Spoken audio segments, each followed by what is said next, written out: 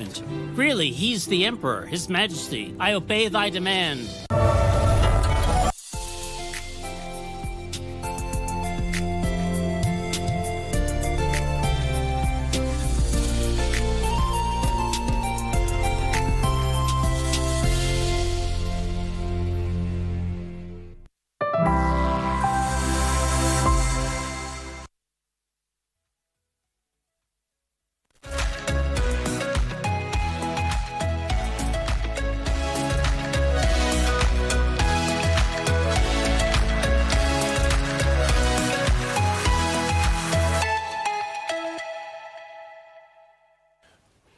Very good. The four of us are on the show right now. Good morning. It's a beautiful Wednesday on this, what is it? It's 19th? Yes. Yes, it is. It is. It is the 19th. Okay. Of February 2025. Good morning. Welcome to Good Morning Kenya. We are glad that you are again up and early with us on KBC Channel 1. How is your day starting? A cold one, right? But it's going to be hot later in the day. Okay, so today being a Wednesday, on The Viewpoint, I'll be taking a look at really what has been happening the past few weeks so that we can put everything to the back burner. And now I really want us to talk about what is next for the Azimio Brigade in particular, and with Raila in particular, now that we are trying to get a solution to what really happened over the weekend. Some people really wanted him to go to the AUC, some did not want. So my question is, what next after the dust has settled? There is that proposal that the NADCO report should be implemented fully, yes, if possible. And that would mean two gentlemen will be affected somewhat. That is Deputy President Kithure Kindiki and Prime Cabinet Secretary Musalia Mudavadi. There will be power dynamics if that is implemented. I really want us to take a look at that, and I'll be joined by able panelists. I'll be joined by Wilson Sossion, who is a former NARD Secretary and nominated member of Parliament. George Kithi, who is an advocate of the High Court, will be here.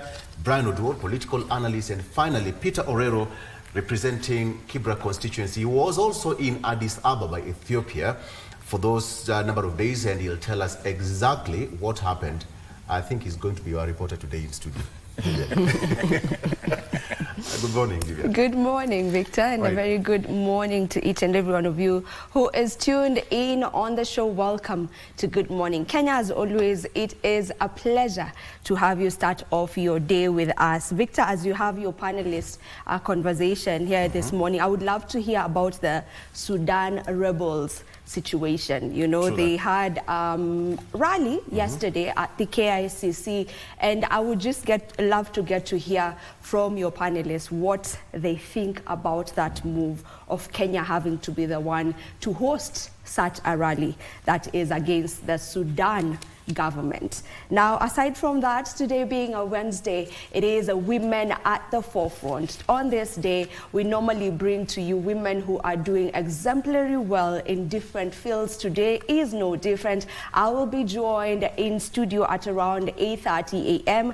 by a lady by the name of Brenda Ogutu. She has a focus on citizen empowerment and governance, and particularly on women leadership. You definitely want to stay tuned for that conversation. Mike, good morning. Good morning, Vivian, and the team and everyone who is watching KBC Channel 1. Welcome to the program. My name is Mike Megwe. Always a pleasure to have you on board. I always say there is a gold standard of starting your morning here with Good Morning Kenya. And today's conversation, Victor, is going to be interesting. And one thing I would want to know from the panelists is Kenya making diplomatic blunders?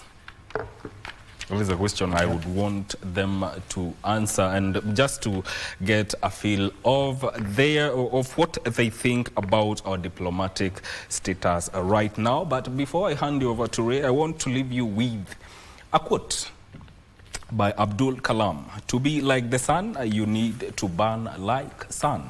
To be like the sun, you need to burn like the sun. That is, if you want to accomplish great achievements in your life, you need to prepare yourself to face numerous obstacles because in the end, it will carve the best out of you. Good morning, Ray.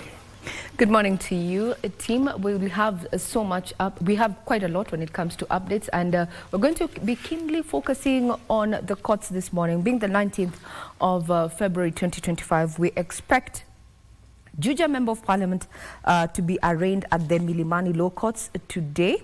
This is after the remarks he made over the weekend at the Juja Church. So we expect some showdown between today and tomorrow at the Milimani Law Courts. And we start our piece of news from that particular note, just a recap of what happened yesterday in regard to this matter. Juja Member of Parliament spent night, he's actually detained at the Kamukonji police station. That is after he was arrested on Tuesday morning. And his arrest comes a day after Koimburi claimed that the Kenyan government had allocated 13 billion shillings to support Raila's bid to be chair of the African Union. Let's have a recap in this report by Abdullahi. On Tuesday morning, Juja Member of Parliament George Koimburi was reportedly apprehended outside his home and taken to the Directorate of Criminal Investigations DCI headquarters along Kiambu Road for questioning.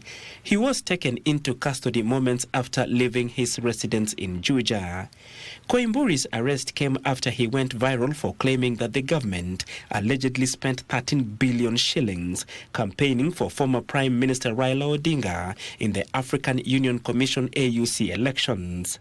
A member of parliament is given an opportunity by the Constitution to oversight, to represent, and of course to come up with laws. So when Koimburi questions how much money was used to campaign for one defeated Raila Odinga, how much was used? That is a question any member of parliament would use. His lawyer Ndegwa Njiru defended him, saying demanding accountability on expenditure is not a criminal offense. He's being charged with offenses under the Cyber Crimes Act. He said that his utterances, the verbal utterances, amount to the violation of Section 22, which deals with the data violation.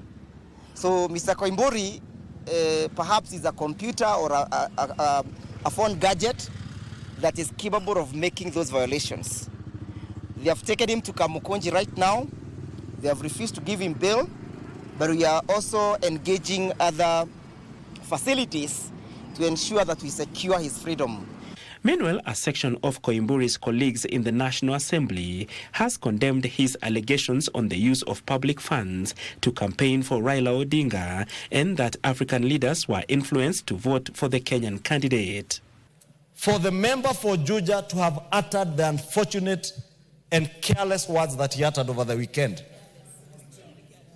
and shamelessly, Honorable Speaker, in a church, on a pulpit, saying that other African leaders were being bribed, Honorable Speaker. I want to also congratulate and thank His Excellency President William Ruto for the work that he has done for Honorable Raila Odinga in this regard, Mr. Speaker. Koimburi allegedly made the allegations at PCA Juja Farm Parish on Sunday, 16th February 2025. And our panelists this morning are going to be engaging in that particular conversation. Was it in the purview of the Member of Parliament, that is Juja Member of Parliament George Koimburi, to actually make such utterances as his lawyers claim? We'll be having that candid conversation in not too long after this news updates, and you can be part of the conversation. Get us on KBC Channel 1 on X. To matters health now. Clinical officers under the Universal Health Coverage Program have joined the ongoing strike over the failure by the government to absorb them on permanent and pensionable terms. The clinical officers say their current short-term contract has subjected them to suffering as they're earning half of what their colleagues earn. Here is Nancy Okware with the details. The UHC clinical officers were among 8,500 health workers across all cadres employed in 2020 on contractual terms to advance universal health coverage and aid in the war against COVID-19, and are the latest to announce their strike. Solidarity. They say that for the last 5 years, they have been subjected to punitive contracts despite working with dedication. The first contract ended without being reimbursed our gratuity, which we deserve. It is our right. We have, sadly, our officers who are severely underpaid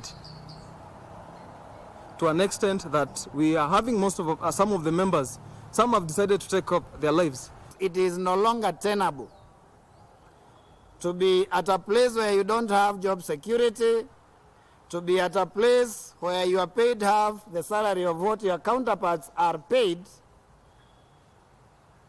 irrespective of the fact that you're offering same services. Their current contracts will expire in April 2026, and they're staring at possible job losses as the recent budget policy statement for the 2025-2026 financial year does not include them. Meaning, unless they are in this budget, they are going to be jobless in 2026. We know that the supplementary budget is in Parliament, and we are asking that they be accommodated within that supplementary budget. They have vowed to remain on strike until they are absorbed on permanent and pensionable terms. Beginning tonight, no clinical officer under the UHC program will be attending work. And we will be in the street until we get what is righteously ours. Meanwhile, clinical officers who started their strike at midnight have said that the government has not reached out. We do not want meetings. Everything that needed to be negotiated, everything that needed to be met on is already written down on paper and directives given, so we want implementation. Among the demands by the clinical officers is the empanelment of clinical officer-owned facilities under the Social Health Authority, as well as allowing clinical officers to fill out pre-authorization forms. Solidarity forever. Solidarity forever. Union makes us strong. Now, one of the newspapers that we're going to be sampling in not too long has a very curious headline in regard to what is happening in the health sector. And I'm quoting the People Daily front page today, being the 19th of February, that reads, Inside State's plan to sanitize SHA. Inside State plan to sanitize SHA. We'll be tackling that in not too long. Now to the corridors of justice. Sarah Wairimo, the widow of the late Tom Cohen, has suffered a legal setback after the High Court in Kibera denied her bail. Sarah, who has been in remand at the Langata Women's Prison, had pleaded with the court conditionally to release her as she battles allegations in the involvement of the murder of the Dutch. In her ruling, Justice Diana Kavedza stated that she was convinced by the prosecution that Wairimo's release could interfere with the case. Sarah Wairimo will be remanded at Langata Women's Prison until two crucial witnesses testify in a case where she is charged in the murder of her late Dutch husband Tom Cohen. It is my considered view, therefore, that the principles of justice and public interest outweigh the accused's right to liberty at this stage. This is after Kibera High Court denied her bond after the prosecution opposed her release. Justice Diana Kavesa said the court must safeguard the integrity of the trial by protecting witnesses and preventing potential interference. Given the unpredictable nature of when and from where threats might arise, courts maintain the authority to implement protective measures for witnesses at any stage of the proceedings. The court, in denying her bail, said the submission made by the DPP that she is likely to intimidate or interfere with the witnesses has been proven with sufficient evidence. The evidence on record indicates that attempts were made by the accused or her associates to intimidate the witnesses, thereby deterring them from giving testimony against the accused. Wairimo was rearrested in January this year after the DPP, Renson Mulele, preferred fresh charges against her. The case will be mentioned virtually on 26 February for pre-trial directions. On behalf of the family, we feel that justice is beginning to take its course, bearing in mind that this is a matter that has taken 6 years to begin. One compelling reason by the prosecution that 2 chief witnesses must testify has made Wairimu to continue cooling her feet in prison. And Nakuru High Court has sentenced Nakuru Governor Susan Kihika and Nakuru Water and Sanitation Services Company Managing Director James Nganga to a 7-month jail term with an option of a 2 million fine. The virtual ruling comes after Governor Kihika and Nganga were found guilty of contempt of court for illegally disposing of waste into Lake Nakuru. They've also been ordered to restore the lake within 6 months. So we plan to take a mention in 6 months and confirm the position. Elsewhere, Chief Magistrate Court at Milimani has slapped 5 individuals accused of stealing 83 million Kenya shillings from the Kenya Union of Savings and Credit Cooperative Limited with a bond of between 7 and 10 million shillings. Bond of 1 million Kenya shillings plus 2 sureties of similar amount or a cash bail of 200,000 plus 3 contact persons. We come for pre-trial on the 6th day of March 2025. Trial Magistrate Dolphina Alego declined to adjust the bail terms despite a defense request, citing it is commensurate with the offenses committed. Ruth Wamboi for Good Morning, Kenya.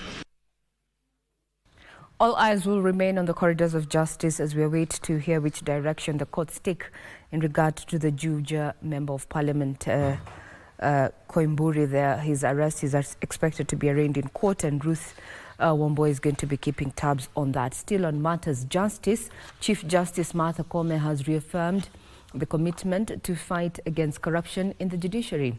Speaking at the Mombasa Hotel during a meeting of the National Council on Administration and Justice, the Chief Justice noted that they have put mechanisms in place that will assist the judiciary and its stakeholders fight the vice effectively and expeditiously. She called upon Kenyans to work closely with the judiciary and be at the forefront of the fight against corruption. She's also disclosed that in March, the judiciary will be launching an anti-corruption guiding framework which will guide them on how to address issues of corruption. We have to prevent corruption at all costs in all our institutions.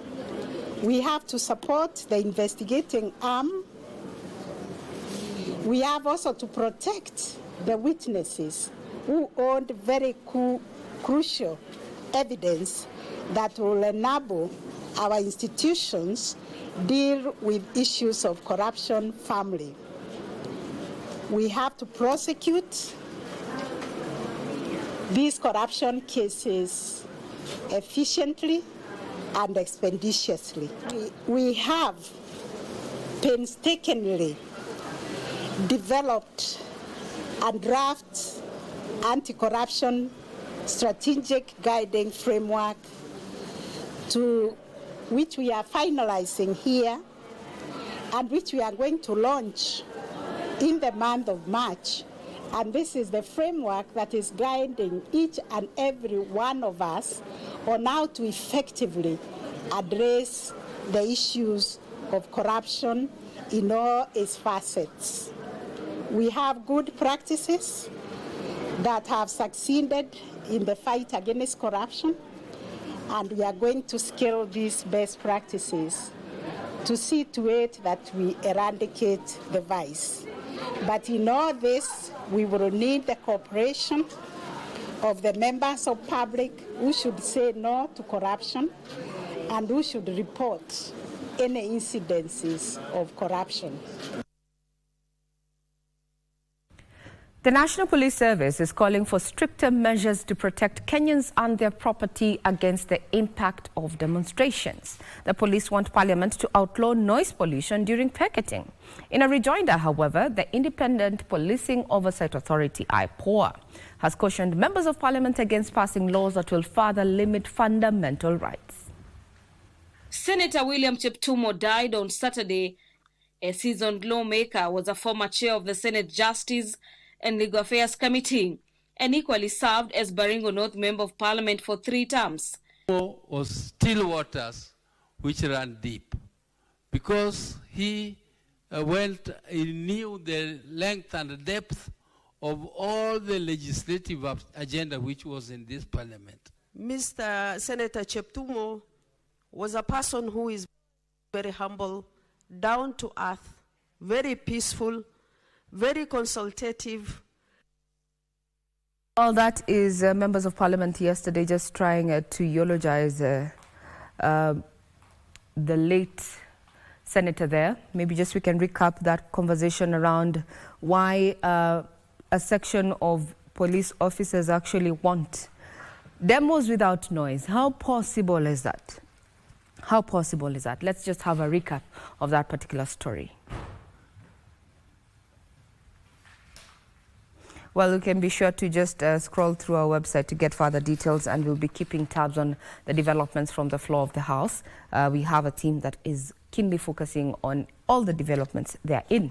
That takes us to matters business, where savings and credit cooperatives in financial distress are being audited as the government steps up prosecution of SACCO officials who have misappropriated members' savings. Cooperative's Cabinet Secretary Wycliffe Oparanya says plans are underway to tighten the regulation of SACCOs. A number of Kenya Union of Savings and Credit Cooperatives officials have been charged over misappropriation of 13 billion shillings. Cooperative's Cabinet Secretary Wycliffe Oparanya says a number of SACCOs are in financial distress, which has prompted the government to commission forensic audits to establish the root cause of their financial positions. The equity of SACCO sector. The government is implementing decisive measures to address financial mismanagement. Individuals found culpable will be held accountable through the appropriate legal and administrative frameworks. Oparanya says regulations of SACCOs is being tightened to seal some of the loopholes that have been exploited by officials to defraud members' savings. Moving forward, similar measures will be taken against any cooperative leaders who misappropriate or mismanage members' funds. Let me clear, this will no longer be tolerated. He is also challenging SACCOs to strengthen their internal systems so as to minimize cases of fraud and misappropriation. To serve as a stark reminder of the importance of robust governance, stringent internal controls, and sound financial management. Oparanya says Cusco is being restructured to effectively carry out its advocacy and training mandates.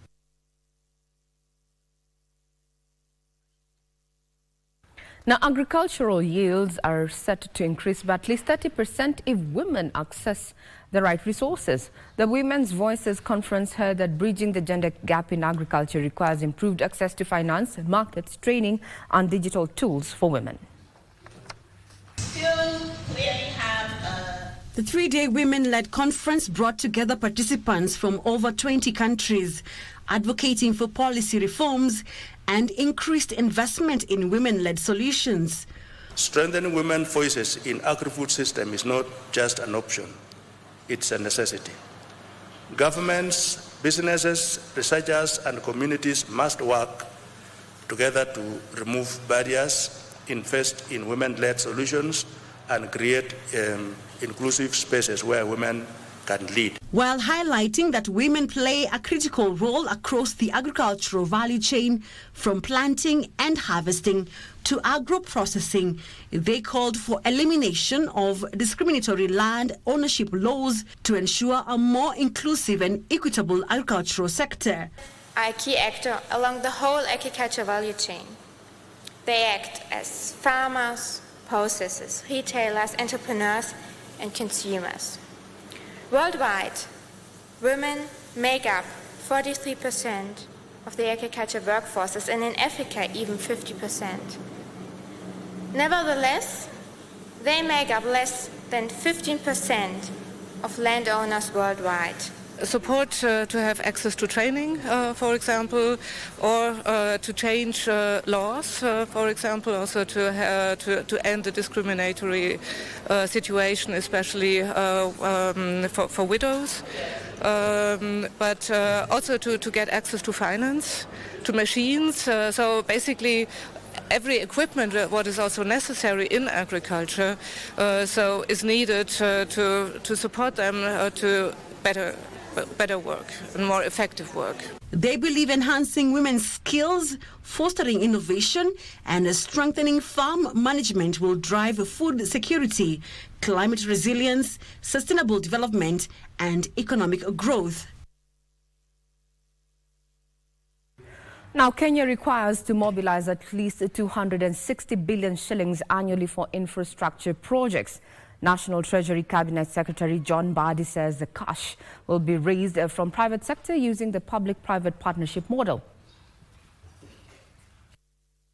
The servicing of the public debt that has increased to 1.2 trillion shillings, with the National Treasury projecting that the figure is likely to hit 1.9 trillion shillings in the 2026-2027 financial year.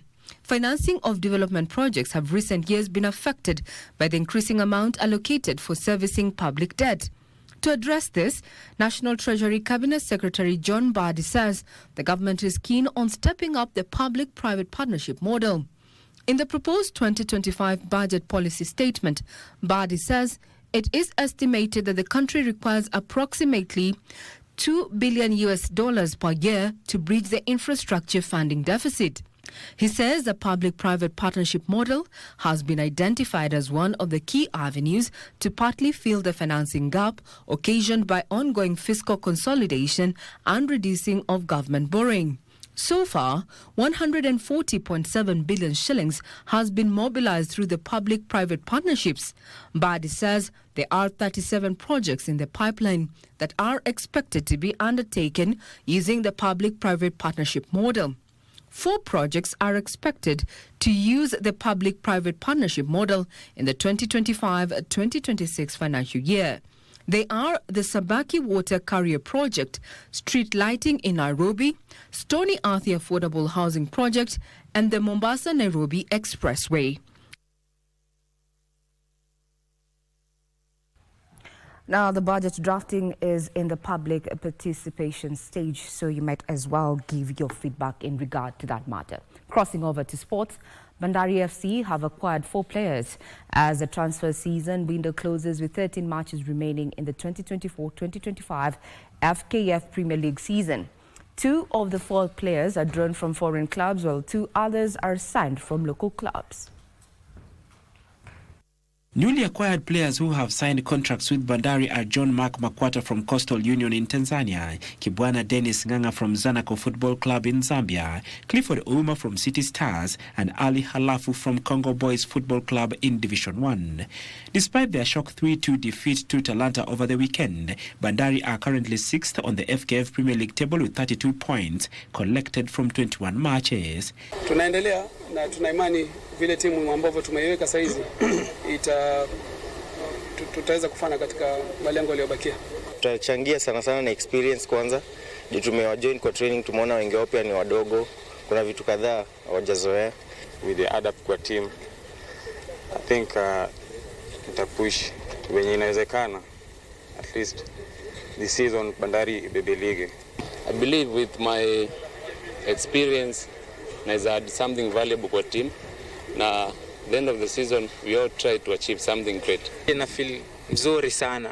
Hiyo ni hatua moja kubwa, Mungu amenijalia nimetimiza malengo yangu. Ni kitu chenye kwa nakutafuta sana kucheza Premier.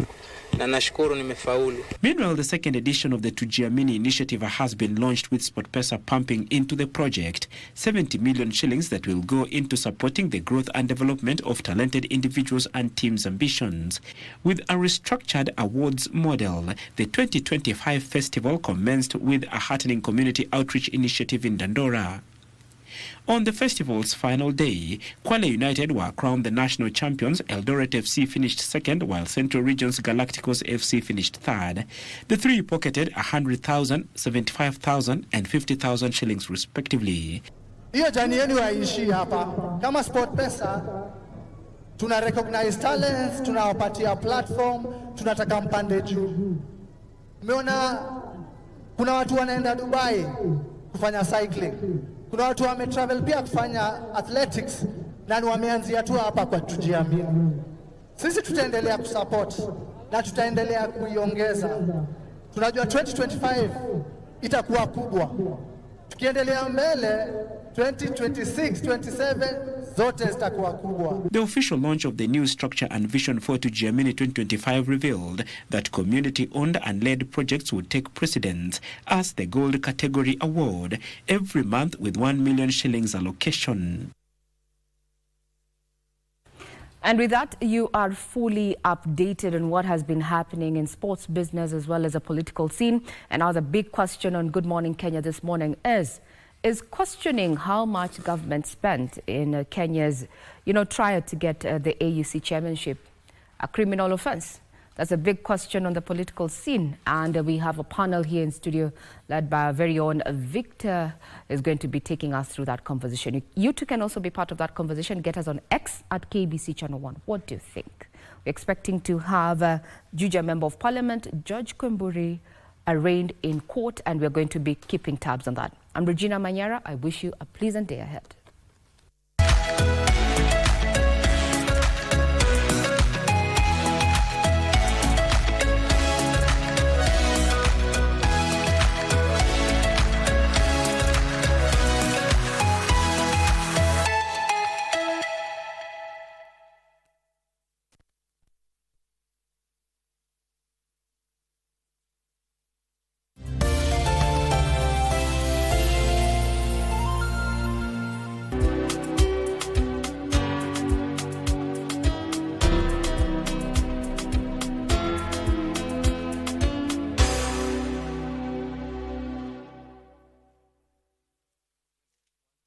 Are you a talented artist? Or are you passionate about a topic you want to discuss? But money can be very hard to find for an upcoming artist. Don't worry, Studio Mashinani has got your back. Sign up on ajira.co.ke to book a session with our music and video producers across the country. Work on your music, jingles, spoken words, and even podcasts to realize your dream. All for free. Studio Mashinani, Radani Talent.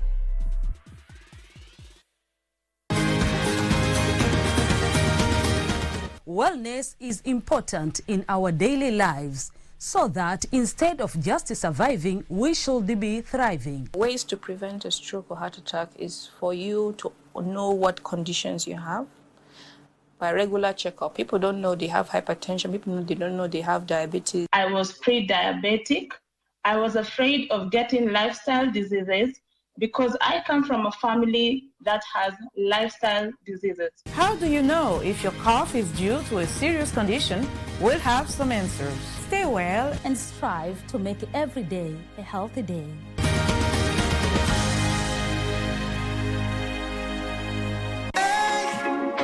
Friday night again. Greetings in the name of the Most High, Jah Rastafari. My good name is Marley Moses, the positive warrior, alongside... Yes, sir, DJ D-Rage, the baddest. Each and every Wednesday from 10 p.m. on KBC Channel 1 TV. Tunakuletea the biggest reggae party in 254 in a yard extra. Extra niceness of reggae music. Extra dose of entertainment. When the thing is nice, we have to do it twice.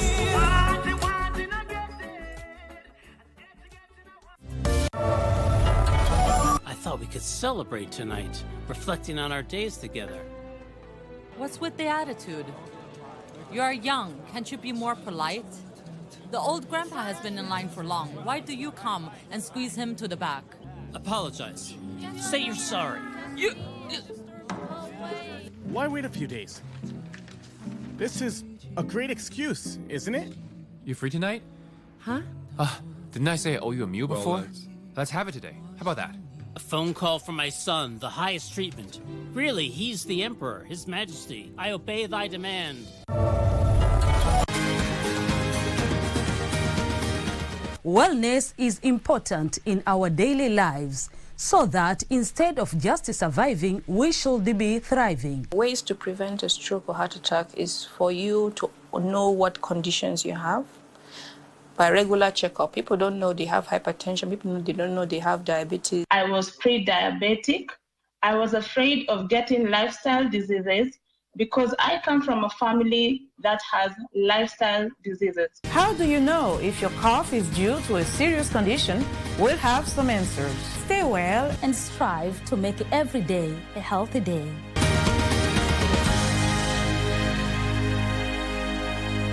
Ya Rasul Allah,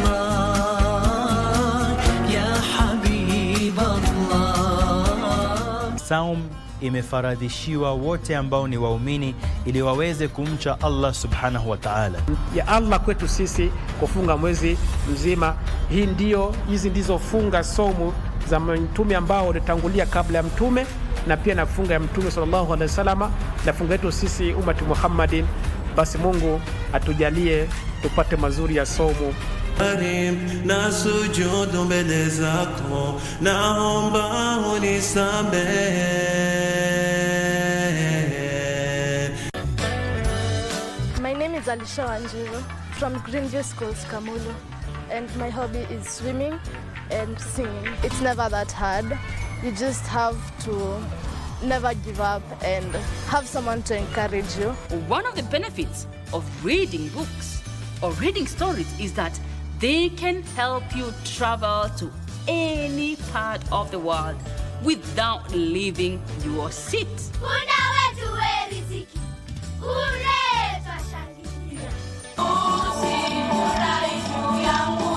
When Jesus says yes, nobody can say no. When Jesus says yes, nobody can say no.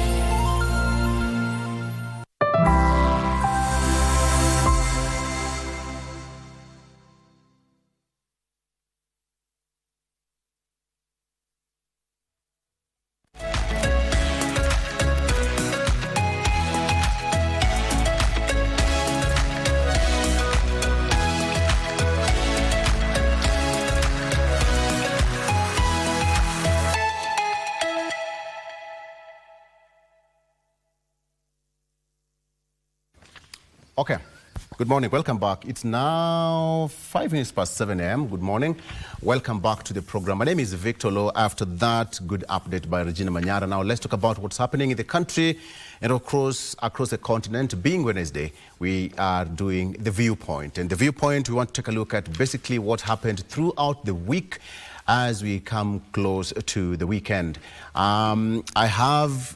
I can tell you this, these are a group of brilliant brains, and today is going to be quite different. I promise you. I promise you. So if you're going to work, be a bit late, but I'll not be responsible. I'll not be responsible. Wakili, Nyamongo, good morning. Good morning and hello viewers. Yeah. Red tie, celebration, Valentine's birthday extended. Yeah. You're a lucky man. Most obliged. I see. Thank you. I see.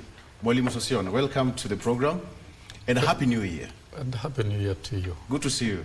Good to see you too. Former Nat Secretary and former nominated member of parliament. Do I still go with the CS? Former CS.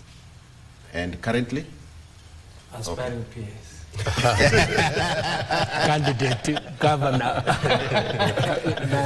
I can aspire many things. Not just PS.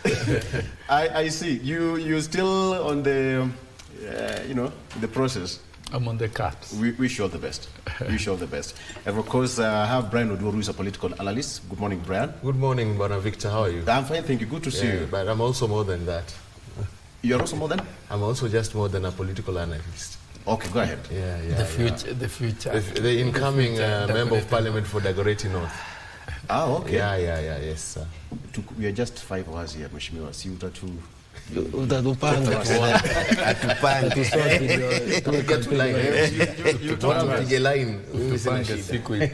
Ipangwe vizuri. Okay. And of course, member of parliament representing Kibra constituency, Mwalimu Peter Orero. Karibu sana Mheshimiwa. Thank you, Victor. You look good. Addis Ababa was so good for you, Mheshimiwa. Look healthy. Of course. Yeah? No, it was good. It was good? Yeah, we are back. Okay. Yeah. Karibu sana. Thank you. All right, George Keithy, shortly. We'll be introducing him in a bit, but then let's get into the discussion. But before then, how about we take a look at what's on the front page of local daily? So on the Standard, betrayed by Kenya. That's what's on the front page of the Standard. The gentleman on the front page is Kizza Besigye. Apparently, that is him. Betrayed by Kenya. Right now, he's still incarcerated in Uganda, and the story says that Dr. Kizza Besigye has been in liberation struggle for decades, and he has paid the price for his beliefs. Abducted in Nairobi's Riverside Estate and detained in Uganda, he lies in a terrorist cell in the throes of death as his health deteriorates with every passing minute. Continues that fingers are now being pointed at the Ruto government to take responsibility with protest planned for Friday. So what do we have here at a glance? What happened? The chronology of events is that on November 2024, Kizza Besigye, while attending a book launch in Nairobi, was abducted and transported to Uganda. On January 31st, Uganda Supreme Court ruled the trial of civilians in military courts was unconstitutional. And on February 16th, that is just a few days ago, after protest against Besigye's prolonged detention, Uganda announced that his case would be transferred to a civilian court. So that is also the front page of the Standard. All right. Sudan rebels to name civilian government. That's again something we are going to talk about in as far as our diplomatic ties is concerned. Playing with fire, that is on the front page of the Daily Nation, playing with fire. The gentleman on the front page is President William Ruto, together with Sudan's Rapid Support Forces leader, General Mohammed Hamdan Dagalo at State House in Nairobi. That was on January 3rd last year. And now Kenya's credentials as a regional arbiter and peacemaker could be eroded as one of the Sudanese fighting factions, the paramilitary Rapid Support Force, that is RSF, prepares to launch a parallel government in Nairobi on Friday. President William Ruto has previously rolled out the red carpet for the group's leader, General Mohammed Hamdan, quote-unquote, Hemeti Dagalo, angering the junta in Khartoum. And that is what's also on the front page of the Star newspaper. Diplomatic tiff looms as Kenya hosts Sudan's Hemeti group. So Khartoum rebel faction launches quote-unquote government. And that happened last night at the capital here in Kenya, that is Nairobi, KICC to be precise. I'll come back to that later on, but Wakili Naftali, let me start with you and ask you, first of all, gentlemen, we all know the country's mourning. We've lost two great leaders over the past few days. That is Baringo Senator, and just the other day we lost Member of Parliament Balulu Njendi. 30 seconds each. I think it's order to do that. Great Kenyans to Naftali, 30 seconds, kindly. Yeah, my condolences to the family of the late legislators. May their soul rest in it. Yeah. Eternal peace. Yeah, thank you. William Sossion. Yeah, my condolence to the two legislators. I worked with them in the 12th Parliament, Honorable Cheptumo, the Senator Baringo, and a very good lawyer, and Honorable Malulu Njendi. I actually served with him in the Education Committee. May their souls rest in eternal peace. And also not forgetting the National Chairman, Kenya Primary School Heads Association, Johnson Zioka, who also died over the weekend in a Chrissy Road accident. We may their souls rest in peace. These are great men who served this country with devotion, selflessness, and commitment. Absolutely. Great. Brian? My condolences to the two lawmakers. who have left behind a good example by their hard work. May God give their families fortitude in this hard time. Mheshimiwa, you served with Maluli Njendi actively in Parliament. Yes. First, condolences to the Baringo people, Chief Timo's family. Of course, Nzioka, also the chairman of KEPSHA. We worked, I just left teaching the other day. We worked very, very closely with Nzioka until late last year. Ijendi was my vice chair in the Committee of Education. A very good person, sober. I talked with him when he was first taken to the ICU at Nairobi Hospital. We were very hopeful when he was transferred to Aga Khan, and he had seen marked improvements. I want to give my condolences to the family, the Kenyan people, the education sector, and all the other people. May their soul rest in eternal peace. Great. Yeah. All right. And Wakili Kithi, good morning. Good morning. Thank you. Heartfelt condolences to the family of the departed. I think it's in keeping with God's will that we have to lose our own, especially when it is most unexpected. It happened probably in the nearness of days. And basically the country is also attracted and captured in the morning. So we send, and I personally send my heartfelt condolences. For the Baringo people, I had a personal professional relationship with the departed senator. And they've lost a good person, and the country has too lost a good person and a good legislator. May they rest in peace. Absolutely. All right, so I think it's just in order, just a bit of housekeeping, and we have to. So now that Wakili, your mic is on, and what happened in Ethiopia? The expected or unexpected happened. It depends on which side you are leaning. There are those who went to support, like my good friend went. Yes. Also condolences. Oh, sorry. I think now being a lawyer, he must profusely withdraw the misuse of the term. That is high contempt. Contempt. Serious contempt. Serious. Okay. Anyway, the plan was intended, don't worry. I was going to withdraw it in person. All right. But well, the disappointment is real. I think a lot of emotions captured the country in terms of all the preceding issues on the campaigns. They the government put a very good campaign. Yes. 2 issues come out. I think conduct is a succession of events or a succession of behavior. We got it right in our diplomatic passage in many times. Yes. But I think at this time there are many issues where the candidature of His Excellency Honorable Elading was tied to the country's position in many of international affairs, especially in the politics of Africa, more importantly with our neighbors. Also, there are geopolitical issues, which again are the political fissures that we see in Africa in terms of very little about race, but I think religion and the geopolitics of the day. So we simply get our cutaway probably will be Africa is the same. Ethnicity plays out even at the highest. I think religion plays out. Yes. And the fissures play out. But again, this is how it is.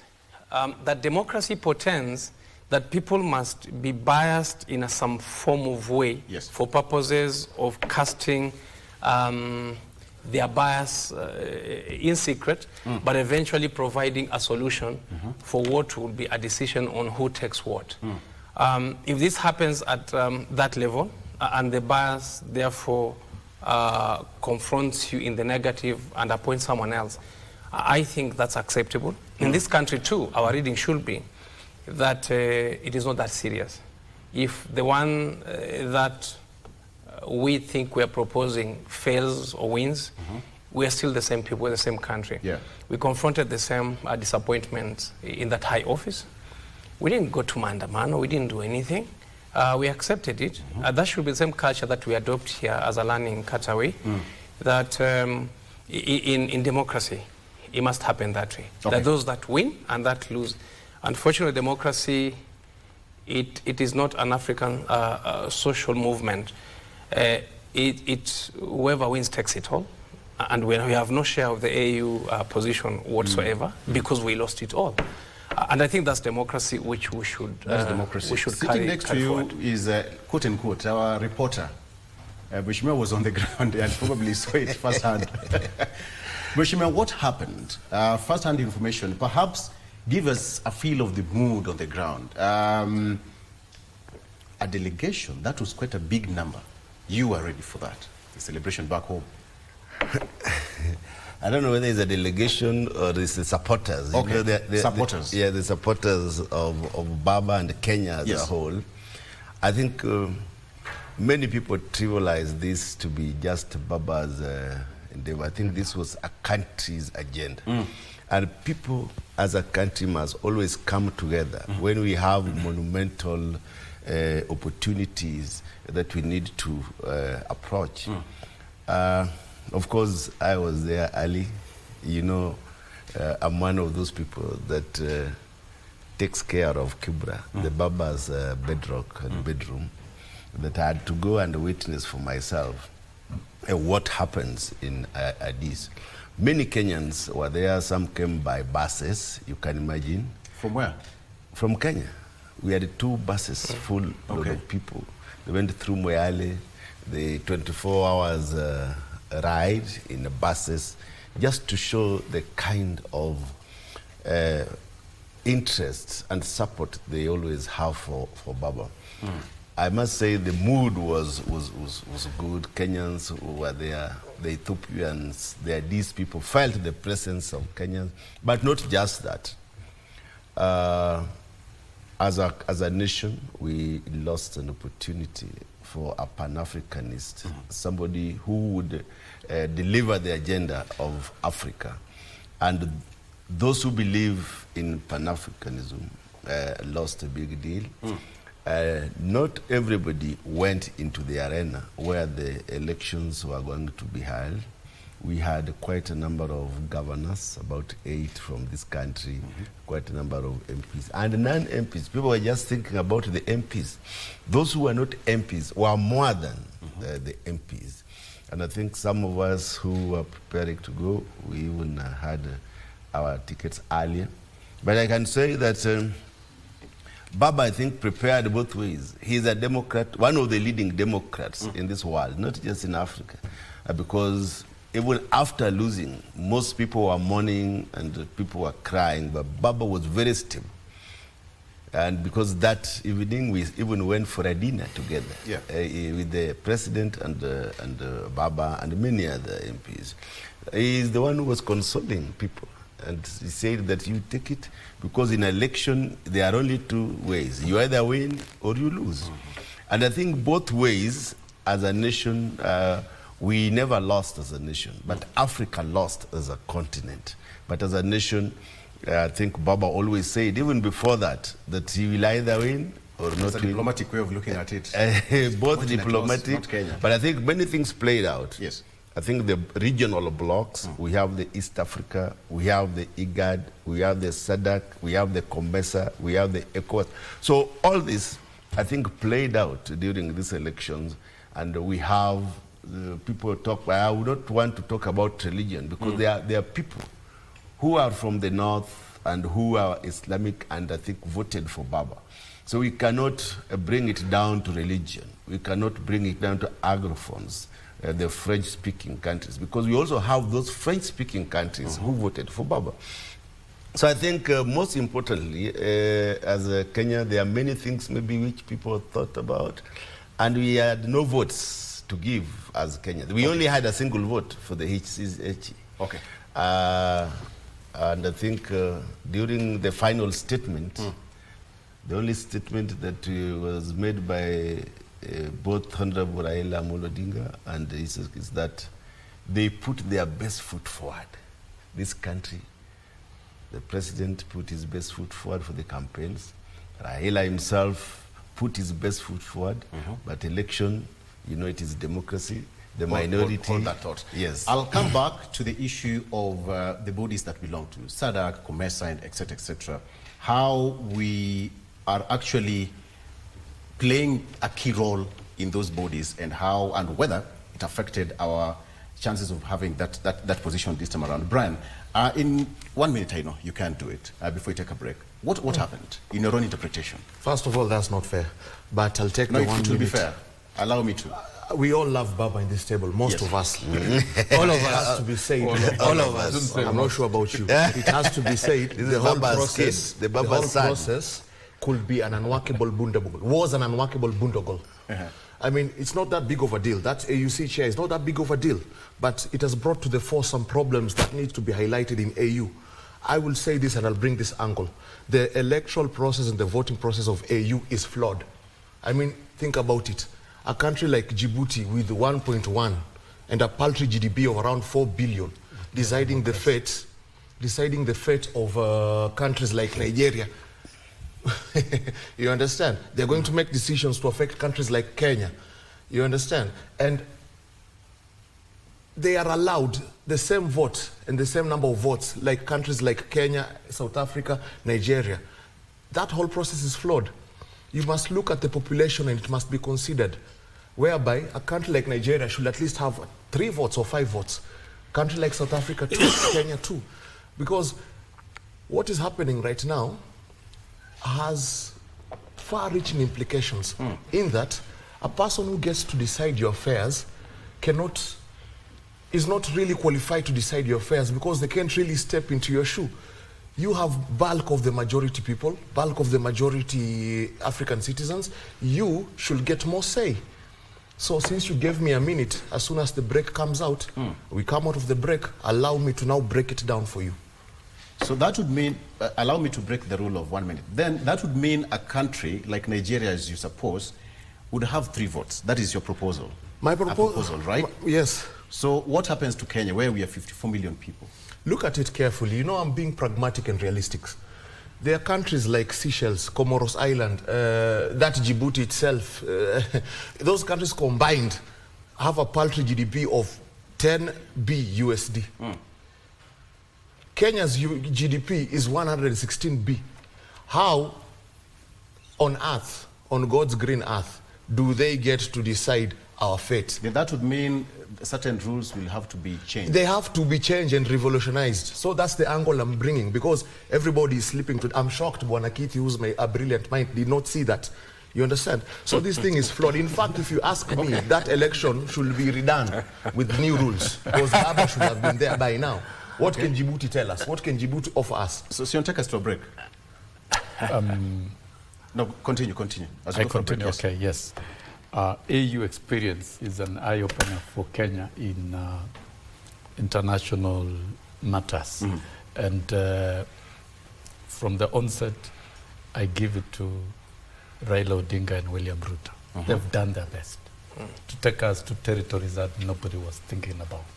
And had Baba been elected the AU chair, yes, he was coming with a very strong political infrastructure and a strong support base from the country and a strong continental agenda. And maybe some of the presidents from undemocratic countries didn't like a polished Democrat with strong political infrastructure in that office. If you talk of Djibouti, for example, where president and vice president is just members of a family, a country with no democracy. And, you know, what are we talking about when we are democratizing Africa if really we are glorifying low levels of democracy? Kenya was the best bet for Africa. But what came out is that we are envied as Kenyans. Our political development, our democratic development, and even economic development is a threat to the rest of the continent, which is a good thing. But then I agree with him that we need a new election and leadership architecture for AU, without which AU will serve no purpose. What would you propose? AU would What would you serve propose? no- He's given his proposal. Well, I would just apply. I would second and go towards that direction. Yeah. But then, of course, that is why even in the UN, there are permanent members of the Security Council. Why are they permanent?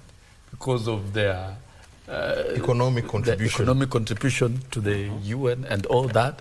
Now, when you talk about pro rata contribution to AU financially, I am sure Kenya, because of GDP and many things, will be putting in more resources, and we are more globally outgoing compared to many African countries.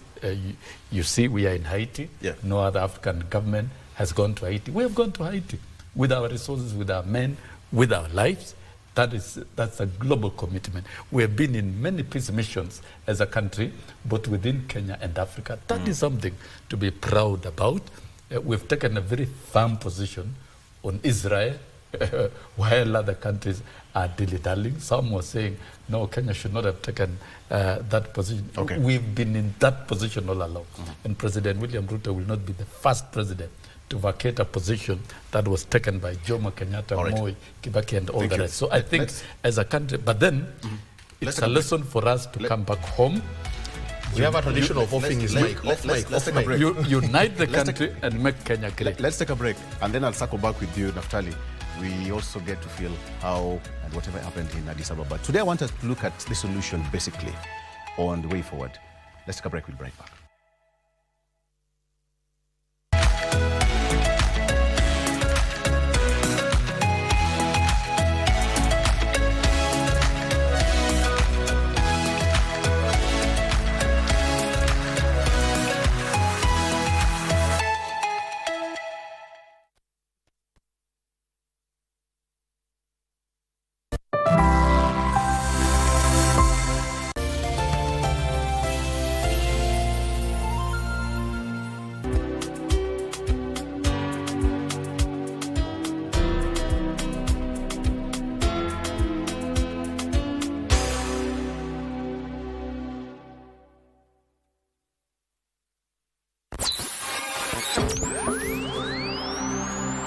Pindi tunapowasha vifaa vyetu, tunapata fursa ya kutangamana na wasikilizaji wetu.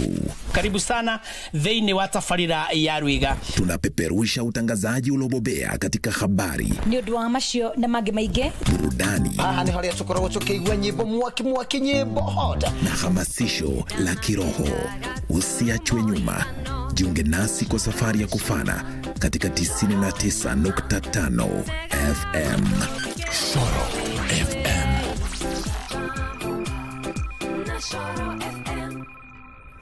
Ya Rasulallah, ya Habiballah.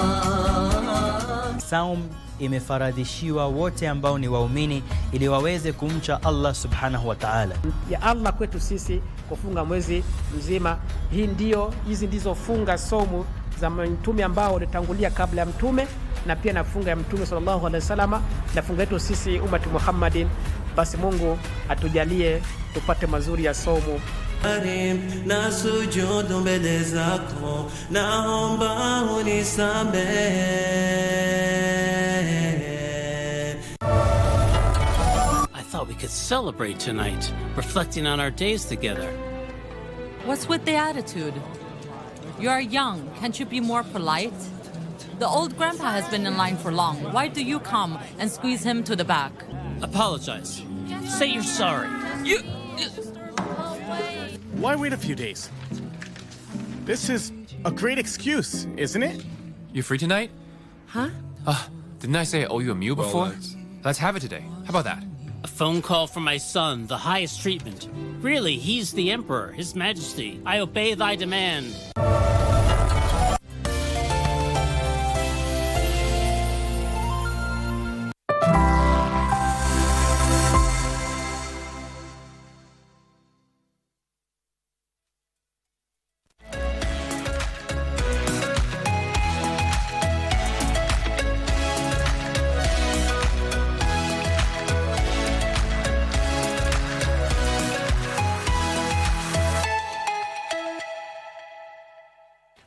All right, welcome back. So let me come back to Naftali. Solutions today. Let's take a look at what's really we need to do moving forward. Because in future, again, Kenya will field a candidate, or Kenya will participate in the same election at the AU. Solutions. Yeah, Mr. Law. Mine first is to respect the opinions from my colleagues. And also, in addition, to congratulate the government of Kenya and the people of Kenya, especially the president, for presenting the Honorable Raila Odinga, to give the people of Kenya this opportunity to express our democratic rights in that rank at the AUC. What I may differ from some of my colleagues is that instead of us going into research on how we are going to manipulate or amend the policies that are in place at the AU or AUC, let us work on our foreign affairs, foreign policy, and international trade.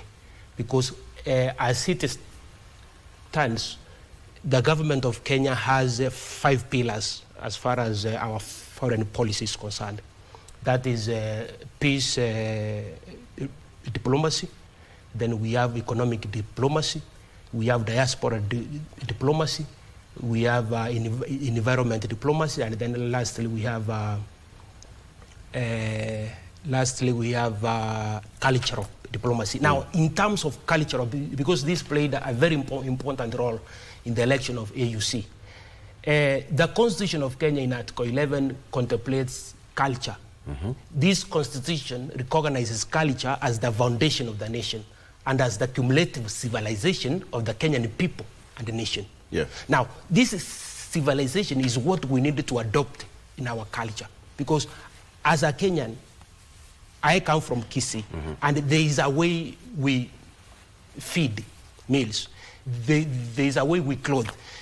There is a way our communities in Kenya 53 do other things. Now, the Constitution encourages us to incorporate or invite other cultures, and this is now civilization.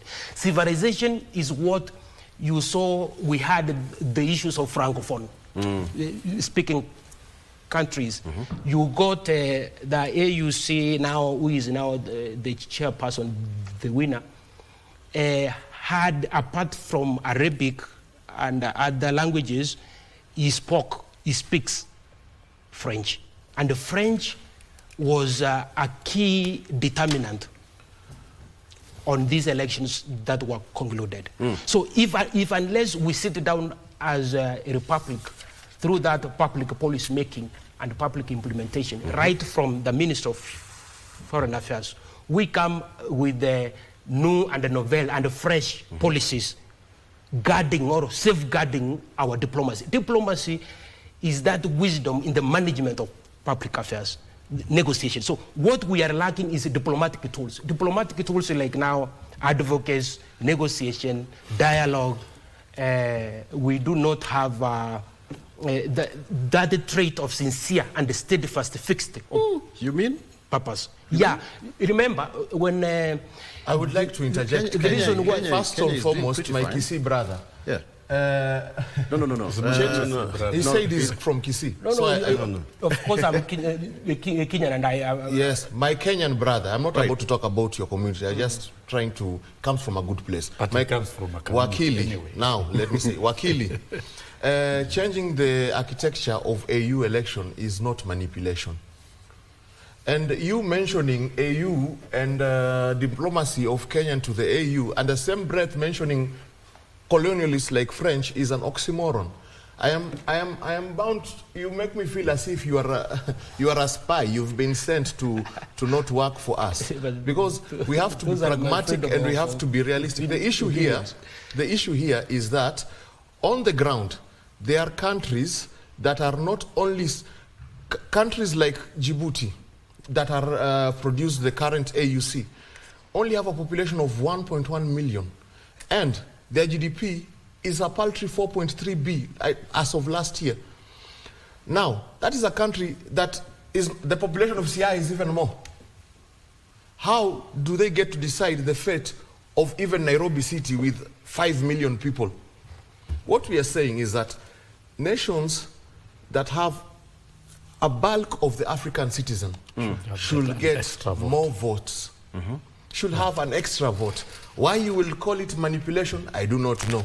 Why you will now mention the French into this topic, I do not know. Of course, there are some factors that played, and there was some foreign influence. For instance, Djibouti is the only place where there is a USA base in Africa, a military base in Africa is Djibouti. So maybe there were some factors to influence. Maybe the CIA are rumored to do so many things.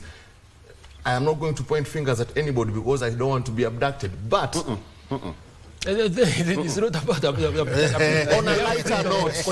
a lighter note, I've mentioned CIA, so I'm to play along. Okay. So those things that have happened right now, and you're trying to bring to the fore, which is foreign influence, I am sure can also be brought into the reforms that we should introduce to AU. Yeah. Yes, sure.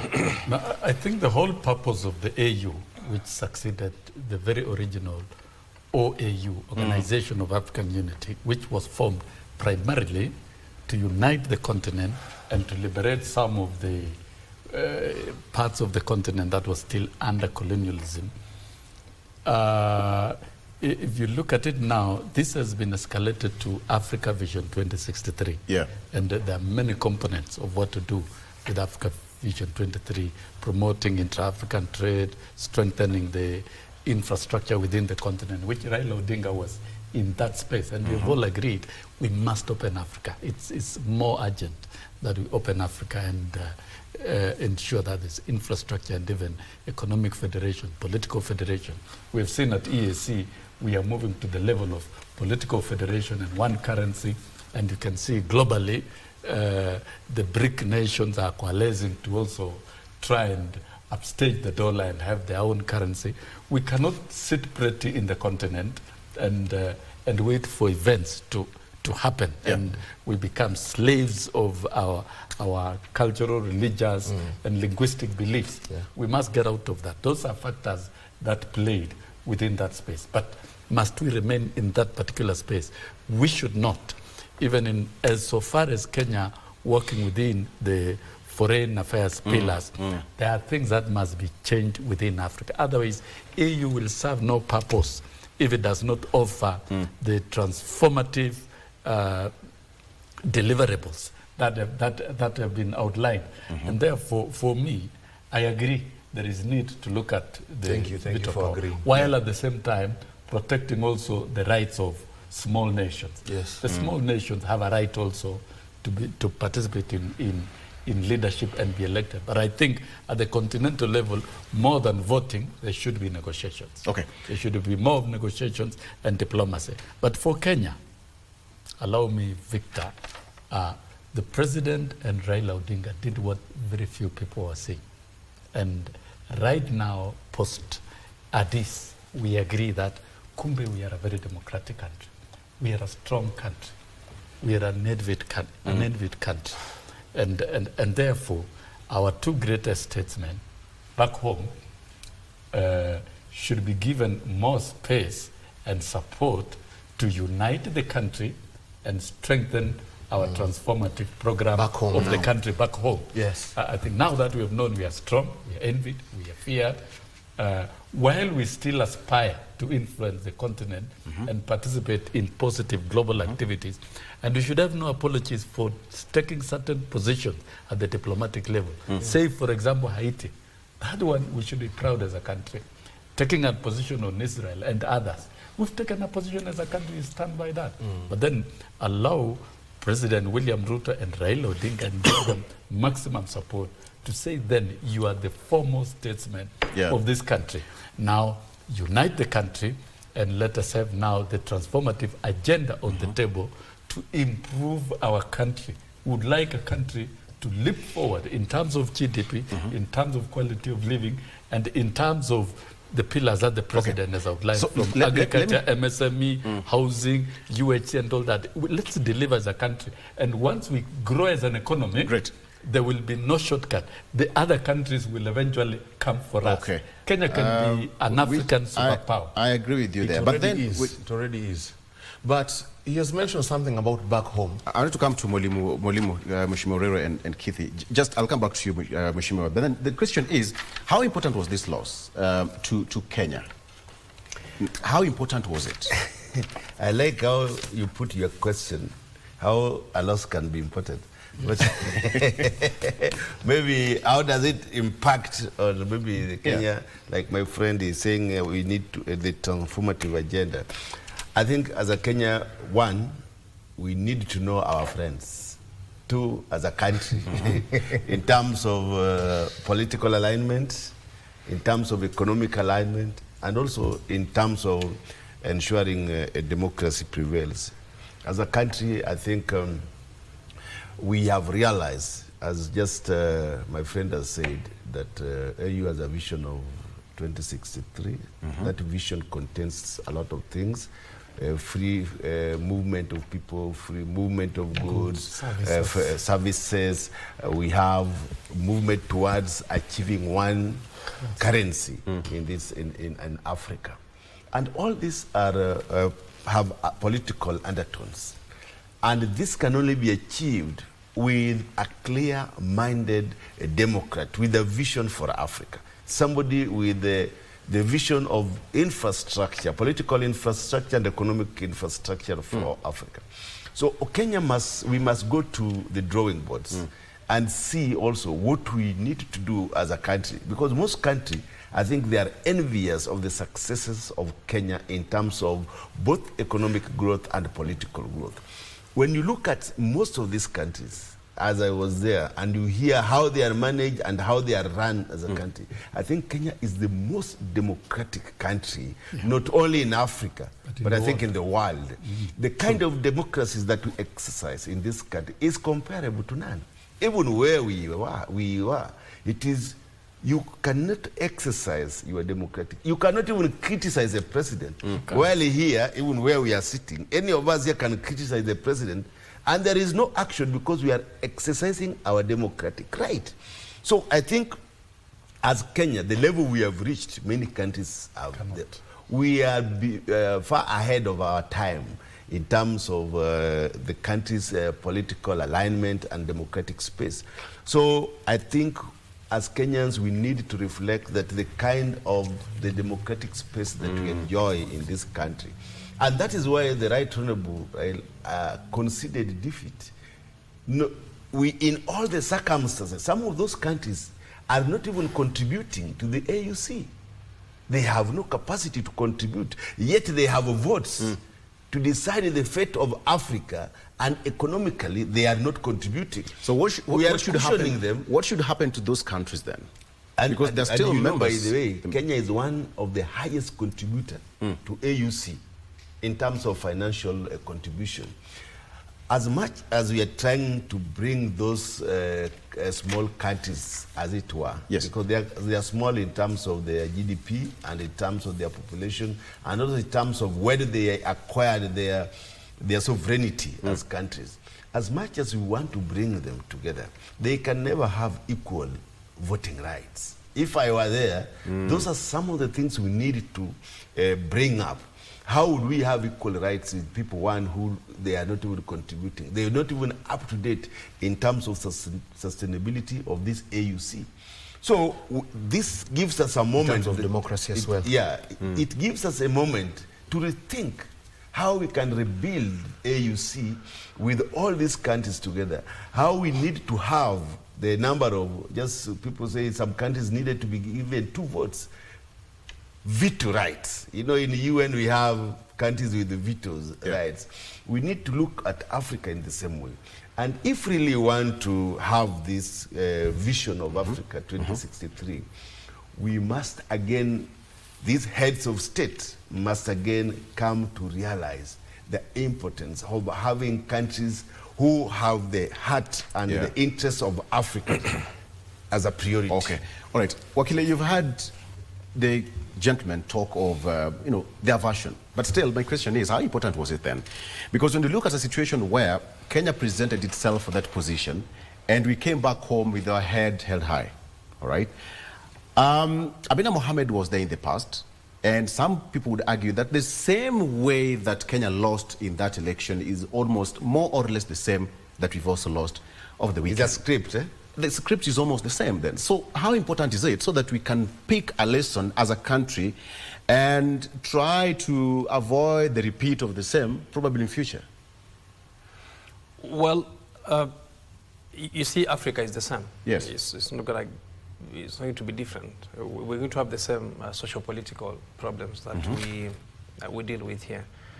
But I want to talk to my colleagues here as a lawyer. You know, you don't get into the general election that's coming in 2027. You lose, and they say the rules should be different.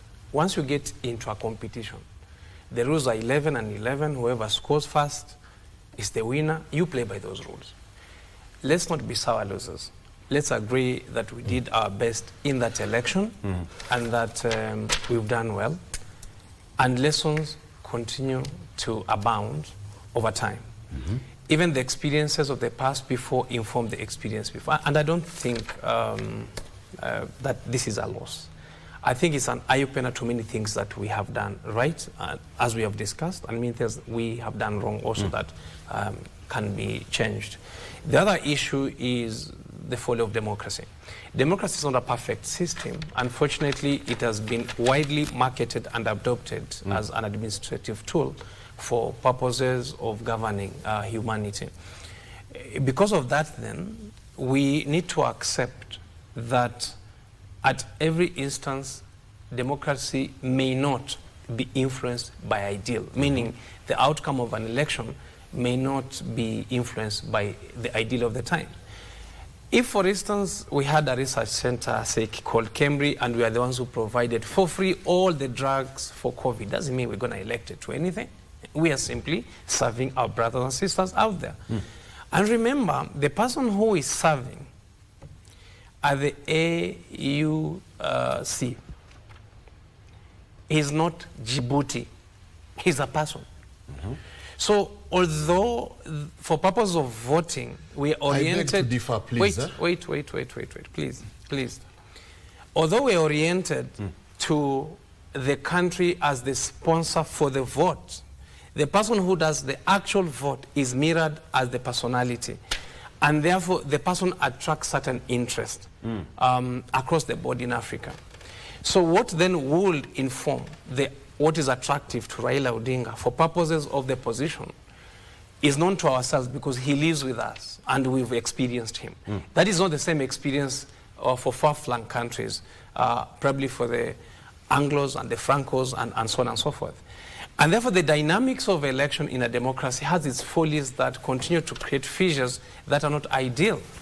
Democracy is not ideal, and the result, therefore, cannot be ideal, whether we do reforms or we don't. Number two, we in Africa today complain about the veto powers and the permanent seats and so on and so forth at the UN, that we are not equals there. And we've tried over time to ask for reforms. The same things that we're asking there should be changed, and the same thing that we are debating should in fact be introduced here, which then is blowing hot and cold. You can't approbate and reprobate. The point remains, therefore, that an ideal can only be reached if then there is equality across. We are talking of fairness. We're not talking of an ideal. Fairness is partly connotes tolerance, tolerating that which is not ideal, but fair. So that Djibouti is a small country, can lead Kenya with its massive GDP and whatever it is, democratic. But that's fairness. It's not ideal. And the problem with law, when we make law in this country, it affects Sosion differently, because maybe he has cows, I may not even have cows. So he may enhance what he has as a person who has another economic, but we contribute, all of us, on our taxes to enhance his position. For instance, we legislate on coffee. Some places don't grow coffee. We legislate on tea. Some places don't grow tea. Some of us have coconut trees, we don't legislate on them at all. It's an economic backbone, you realize. But it's all fair because we see the GDP eventually contributed, enhances our capacity as a country, and but therefore... you haven't been stopped from legislating about those coconuts. Just come and legislate. The contextual, I have a contextual application of that example. It's not the generic, it's the contextual. Bwana Victor. And therefore, excuse me, please. You've been pontificating for a while, eh? Excuse me. You're misleading excuse people me. here. Excuse me. It has to be said. No, let's not go to that language. I'm a very gentle person. Let me finish what I'm talking about, and I'll never interrupt you, by the way. I don't do that. The point I'm trying to say is this, that the ideal of democracy in Africa will be affected by the problems that we have in Africa. The wars, the pandemics. Look at Congo, for instance. Did it mirror? Look at South Africa and its orientation on its influence on SADC and what happened with SADC and its influence, the ECOWAS and so on and so forth. That orientation, especially because the economic blocs that continue to partition the continent into fiefdoms of economic leadership and administration, continue to cause divisions. So we have generic and inherent divisions in Africa that will never give us an ideal position. I say.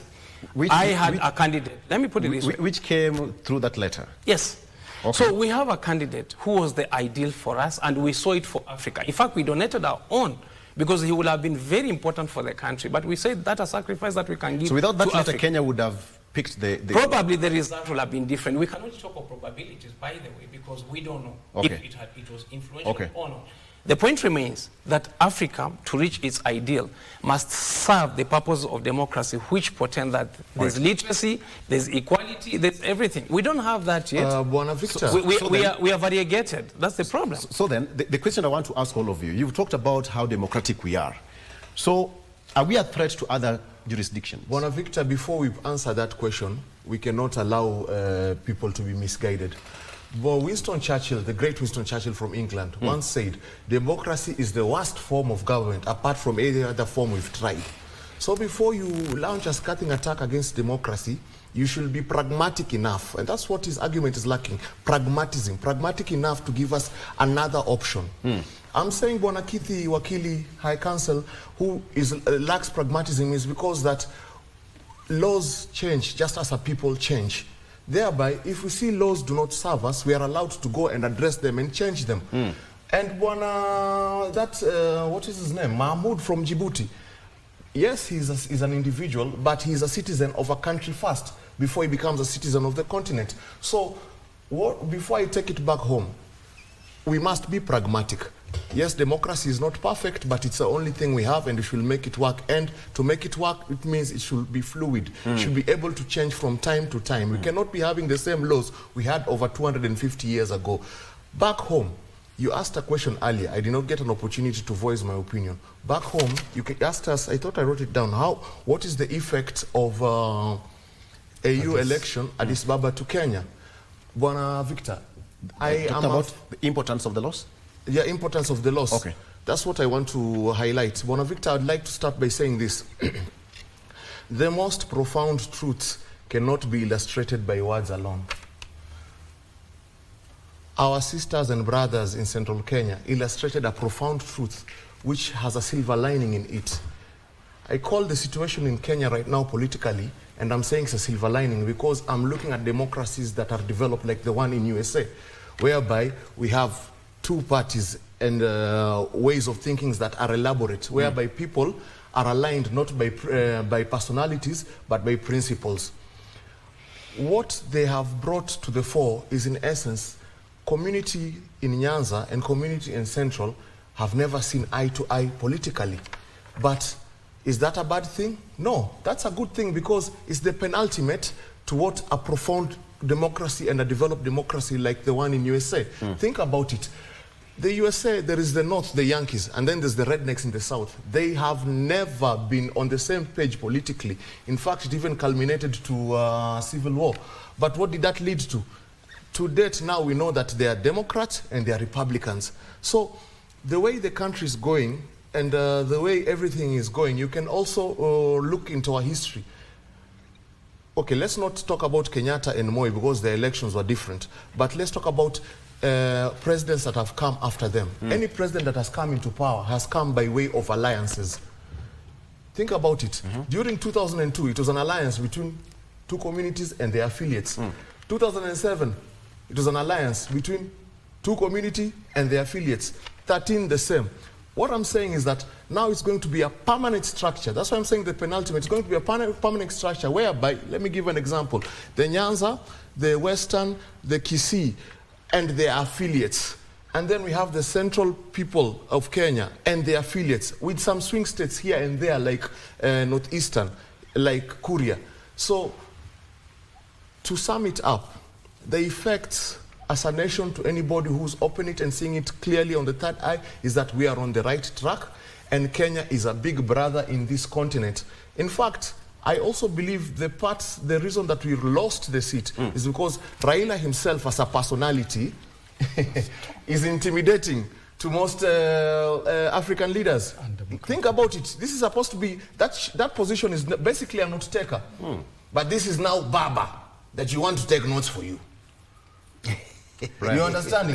So some nation leaders have been intimidated. I'm saying could have been intimidated. So we are in the right direction as a country. And like Bwana Sosion said, let me add to it that Baba and William Ruto should come together. Let me say this. Let us form proper alliances, permanent alliances, whereby democracy will be well... You know, Sosion is a teacher by profession, and you see a student raising up his hand, there is some burning issue. Teacher, what's burning?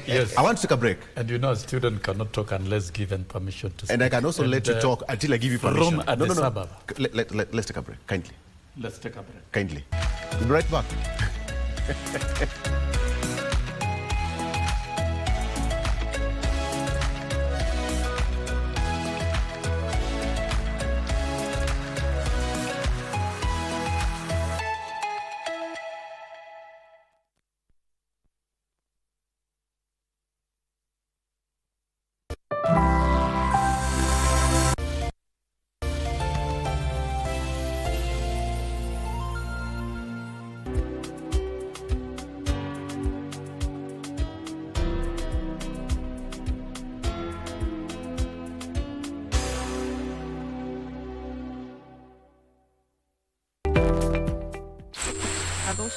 Ima na wendo mwingi tukikuthokia Embu County, the land of opportunities. Kambunene ya Ngemi FM mushi worata. Twegagure na kamwetha kama vyumeto.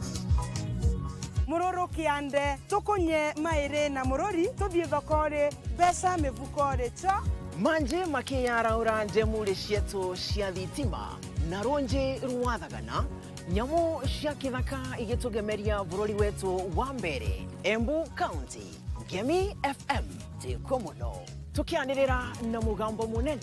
Eno ni Ngemi FM musie wa urata.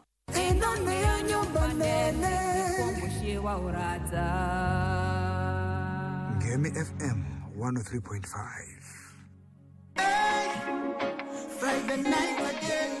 Greetings in the name of the Most High Jah Rastafari. My good name is Marley Moses, the positive warrior, alongside... Yes, sir, DJ D-Rage, the baddest. Each and every Wednesday from 10 p.m. on KBC Channel 1 TV. Tunakuletea the biggest reggae party in 254 in a yard extra. Extra niceness of reggae music. Extra dose of entertainment. When the thing is nice, we have to do it twice.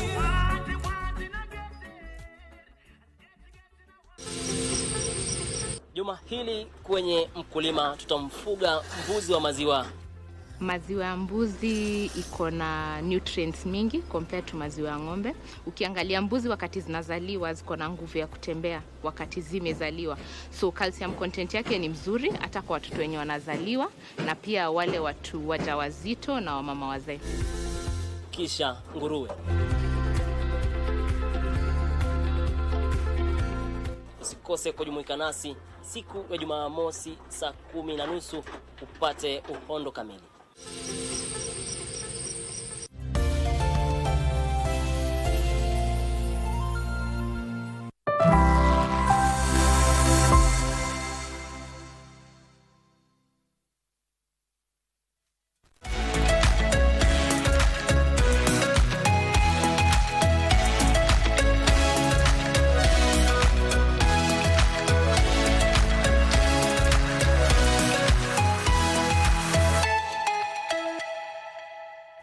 All right, welcome back. A panel of brilliant brains. So Mwalimu Sosion, you said something.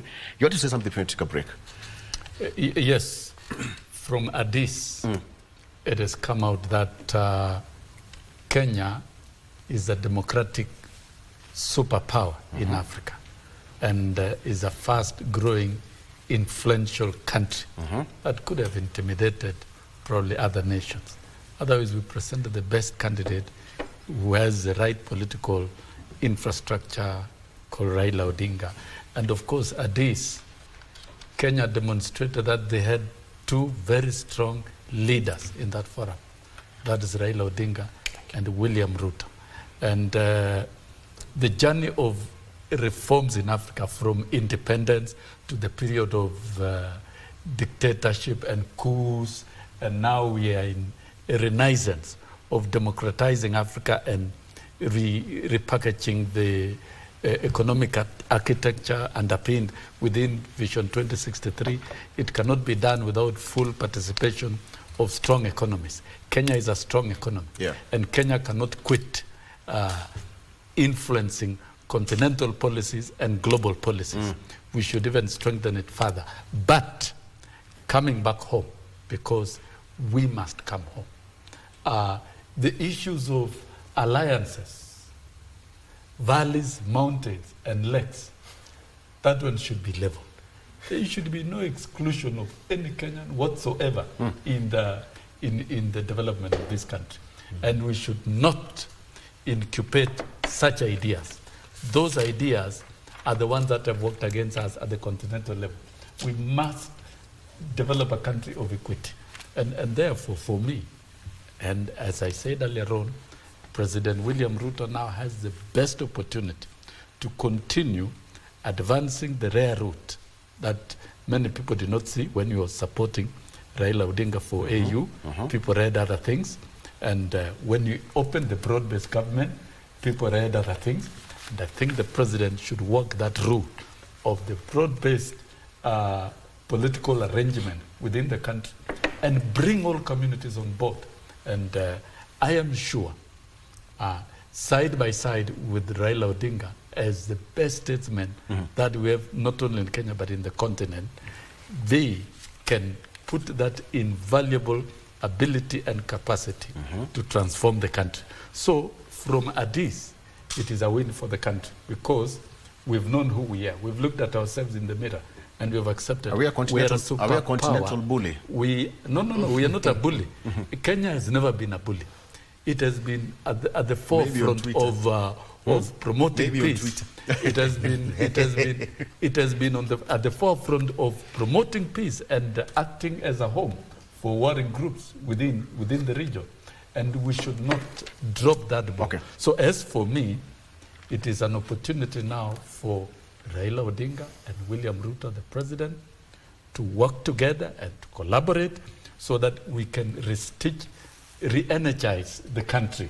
So the issue of the valleys, the mountains, the rivers, but the it's land should not arise. It's a political reality. It's a political... Alliances are a political reality in Kenyan politics. The truth is, the negative political components so it is negative now. The negative political components that exist within the country should be neutered. Why is it negative? We continue, of course. Tell me why. When you talk of the mountain, you talk of the valley, and you talk. We're of talking about division. our homes. We're not talking about. No, why? These are people who live in Kenya and they're Kenyans. Free. Why you should live it be evil?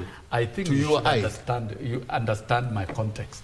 What I'm saying is that we should work for greater national unity. Yes. Greater Kenya. Greater inclusivity. No, what you are saying... Let me weigh in this way. What you are saying and in that is what essence we call is that... I'm supporting you. Allow me to talk because I'm supporting you. What Bwana Sosion is saying is that everyone should be on the same page politically, which is an impossibility. Terms of unity. That is why I've used the right allusion by giving the best one of the best democracies in the world, which is USA. At the end of the we day, have the Yankees up north, at the end of the who are day, the Democrats, and we have the rednecks, let me who are rationalize the what Republicans. at the end of the day, let me put it this way. Let me put it this way, we sir. have a national anthem that binds us. Let me put it this Why way. do you have a Mr. national Sosion won't anthem in the stop anyway, but I'm supporting you. What I'm trying to say is this. Human beings are socialized in the context of domineering in a context. When you're in your house, it's not the same as when you walk out of it, in terms of how you socialize yourself, and in the context of your village, as we've been discussing, and then in the entire country, and then outside. So our experiences outside must inform who we are, because we are mirrored out there, and it's a lesson on how people look at us. There's a diplomatic issue here that was not successful on account of the fact that we failed and we are aware of that as a nation? Yes, as a person. Okay. But it may also... As a person or as a nation? As a nation and as a person. Okay. Yes. We are one people. When we are positioning ourselves globally, we have to be one people. When we're in Boston Marathon, we are one people, but then we cheer our own. Yeah. When Harambee Stars is beaten, okay, it beats others. I don't know when it beats others, but well, when it beats others, we are happy. When our own plays in the Premier League, we're happy, or England or something, and so on and so forth. Respect Harambee Stars. So the point is, I will begin to. So the point is, we have a different approach to issues in terms of our interests as a nation. Yeah. So when we are out there and we are putting Raila Odinga as our candidate, we united, we are uniting, and we speak with one voice. When we come back home, it's either we go back to our bad behavior, or we say lesson learned that affects the local. Because you see, we are a global person, but within the global person, we have also to organize ourselves. Okay. And I like what Sosion said. For the first time, I like it. What he said, yeah? For the first time. Don't say for the first time. Always. No, but you want him to lie. Yes. For the first time, I like it. And that's also, is under caution. This way, that he says the unity displayed must be carried forward as a nation. Because looks like we achieve more with no shame, with no regret whatsoever if you're a nation. Whether we get what we want or we don't. Meaning, therefore, it is possible, you see, carrying forward from what the Gen Z said, were clamoring for some few days ago. They refused to take ethnicity as a feature of division that will be dominant. And it is their age and their generation. We can say also that as we carry ourselves forward, we may not have to have deep fissures within the context of democracy. We can democratize and also reform our package so development takes center stage in the context. Our learning point is a clarion call where the nation is either threatened or alternatively is pursuing the greater goal of our standing in the political bureau and then the Committee of Nations. Yes. We can still come together. Point is, if we can do it there, why is it so difficult to do it as a nation here? Good it's because we forget ourselves, because it is normal and normalized in the terms of behavior. Allow me to ask Naftali this question. So that we are all back home, and I like the way you're putting it, gentlemen. So should we bring the NADCO report to play and Prime Minister Raila Odinga to get that position, former Prime Minister to get the... That's a good question. But before that, allow me please, on a kind note, let us never glorify democracy when it works for us. That if our candidate won, then it is appealing. But if our candidate lose, then it's... That's what Wakili said, that we play with the rules. These are the truths. Democracy must represent everybody. Let me ask you, democracy must represent does everyone. not become fit when it favors your candidate. No. Please. So, if we have non-discrimination in this now aspect and the protection of the marginalized, we will state that democracy is that political system in which the supreme power lies in a board of citizens who can elect the people to represent them. Democracy now should we have represent finished the majority in, at least. In his own words, and you will allow me to quote the late Reverend Dr. Martin Luther King Jr. If we are to go forward, we must go back and rediscover these precious truths that oral reality hinges on moral foundation and oral reality has a spiritual control. Unquote. Now, when Raila Odinga has lost and is coming back, we have an alliance between ODM and the Honorable William Ruto. Remember, which alliance? William Ruto, there is an alliance in the offing.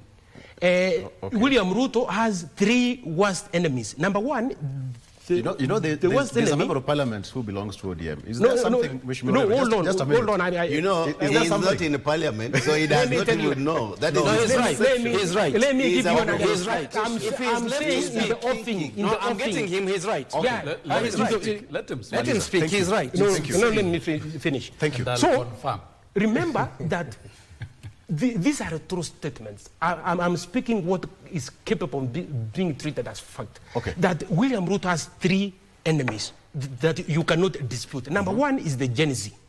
Number 2 is the people of the payslip. Number 3 is the mountain. These are the worst enemies. What about the shareholders? Hold on.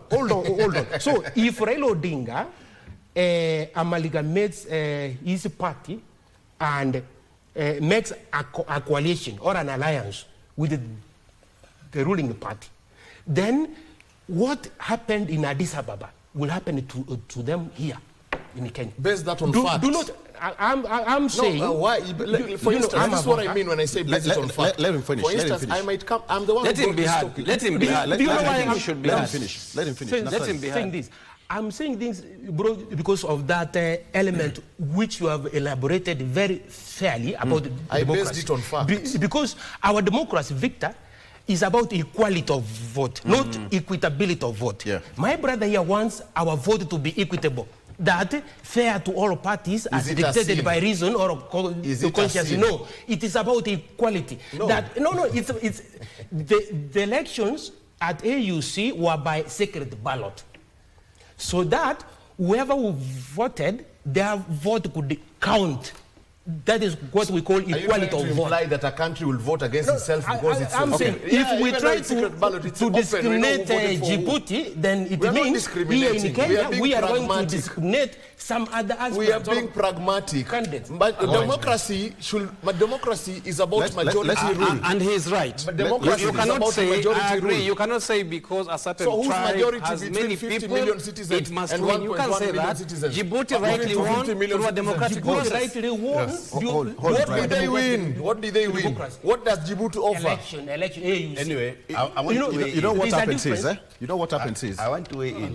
It is an electoral college that you're calling democracy. That is an electoral college. At the least, at the most, it's an No. Integrity demands that we all listen to each other. Yes. Right? Hold. Volume Sossion. But I only have 3 minutes. I think you asked a very straight question. I only have 3 minutes. No, you asked a very direct question, please. If you can do under 3 minutes. He digressed. Can you talk about the NADCO report be implemented? What is NADCO report? Yes. It is a document that makes a recommendation on how to unite the country and move forward. I think NADCO and other instruments that are available are tools that the President and Raila Odinga can proceed to unite the country with. Now, I want to dispel what Wakil is talking about here. We must not always go through the popular route to do the greatest things for the country. Whether popular or unpopular, uniting the country is the option for Raila Odinga and William Ruto. And how to do it and how it is done does not matter, because we must walk that route. Okay. We have seen, we've learned our lessons. Unity of the country is greater than anything else. If NADCO tool is going to be one of them, so be it.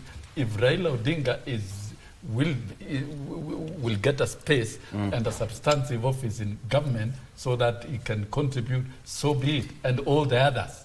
And don't forget, NADCO report was chaired by Kalonzo Musyoka. Bring all the teams on board, and there is nothing wrong with that.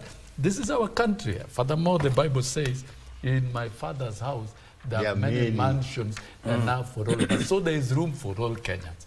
And we don't need to be labor promoting hatred, bitterness.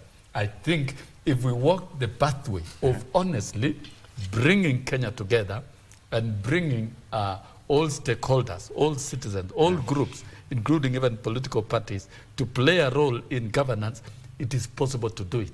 We are a great country, a country of opportunities, and we must open those opportunities and guide the country. So, and I think there will be no mountains, there will be no valleys, there will be no rivers the country will be united, whether people Already, like it or not. Politically, we are not. united. Politically, we are not. So According to you, those right now we are who united. want to those who want to promote, my question those was, who want to promote divisions. Why do you want to divide the country in your own volition? Already we are united. Those who want to promote divisions and conflicts in line with 2027, I think they are missing the point. My question 2027 is so not what is important to the country. Should we have that position of Prime Minister brought into play? Yes, we should. Yes, it can be brought. Thank you. It can be brought yes, if Brian. that is going to create opportunities to accommodate more. You're not answering the question. No, he's already answered. Political realism, political pragmatism, political reality. Let's not be idealistic here. We have to look at the past so that we can face the future. Since 2002, any president that has come to power has been through alliances. Therefore, alliances can be said to be a political reality in this country. That is not a bad thing, like Bwana Sosion is trying to put it. I have used a good example, and that is why I'm saying it is actually the penultimate of what will be ideal democracy, whereby people will no longer rally around a personality, but will rally around parties and ideologies and philosophy. I have used that example very well, and I have gave you an example, and I'm going to use it again. The Yankees down in America in the north and the rednecks in the south, they have never been on the same page politically. In fact, at some point it culminated. So what if that war. position is not enacted? If that position is not enacted, you know, politics, nature will take its course. Okay. Nature will take its course. Okay. Because how did we get here? Is it through some enactments? No, we got here naturally. Politically, this region does not get along with that region. And they've tried, but it has failed. And it is now becoming apparent to them that those people are oil while we are water. There is no problem. We are all together, but politically we are not. Let's have parties and ideologies. We have different ideologies. Hold on. There are some regions with different ideologies. From people like in Nyanza, Western, and Luya, and Kisii, we have different ideologies that from political are from central. You understand? So we should accept this political reality and take it in stride as the penultimate to the best political what will you call scenario that we could ever have, like that one in America. Let there be a Lunyaki, Luya, Nyanza, Kisii versus the affiliates. Now it's a party and a party. Brian, let me ask you a question. So should Honorable Raila Odinga be given that position of Prime Minister? You think I'm going to say no? Is that really a question? You know me. Yes, he should be given. Thank you. Thank you. Yesterday. Thank you. And what I'm not ashamed of Baba. Why? He should be given. What do you mean why? The guy has a record of service. Look at his record of service. I will go far ahead and say, if it wasn't for Baba, Moi would have died in seat. These are just opinions to which I'm entitled to. So the guy has contributed a lot. So if you ask me why, his record of service speaks for itself. Mheshimiwa Rero, go ahead. You will be abducted. I think, you know, in politics, we don't carry personal emotions because we always say... Politics is emotion. What are you saying? You're not there in... No. That is when people are banning billboards in Kisumu. Brian, we have been in this politics for a long time. We only need to have our opinion. You're a first-time MP. What are you saying? You have never even contested. No, take it easy. Take it easy. Don't load it over us. A long time how? No. Brian, I've been there more than you, by the way. This thing should be ending now. I think people are there more than you. So just listen. I'm quiet. I'm loyal. I'm loyal. Allow me to say this. Allow me to say this. I'm loyal. Let's respect each other. I'm loyal. Kindly. This one is one of the bad students. I'm loyal. This one is one of the bad students I and Orero raised. I am loyal. We shall discipline him after the show. I am loyal. Orero should proceed. Continue. Whether first time MP or not first time MP. Or he enjoyed we have held elective posts in this country, and all those elective posts we are voted in with my friend Sosion. So this is just another level of elections. So it is okay. Yeah. So what you are saying are we looking at that NADCO report coming into effect? Yeah, the way it's supposed. It was intended to be. It is going to be looked at, and one of the things is that as ODM party, we engaged our people, so that we bring this country together. Okay. And this NADCO, just as my friend has said, was chaired by Kalonzo Musyoka.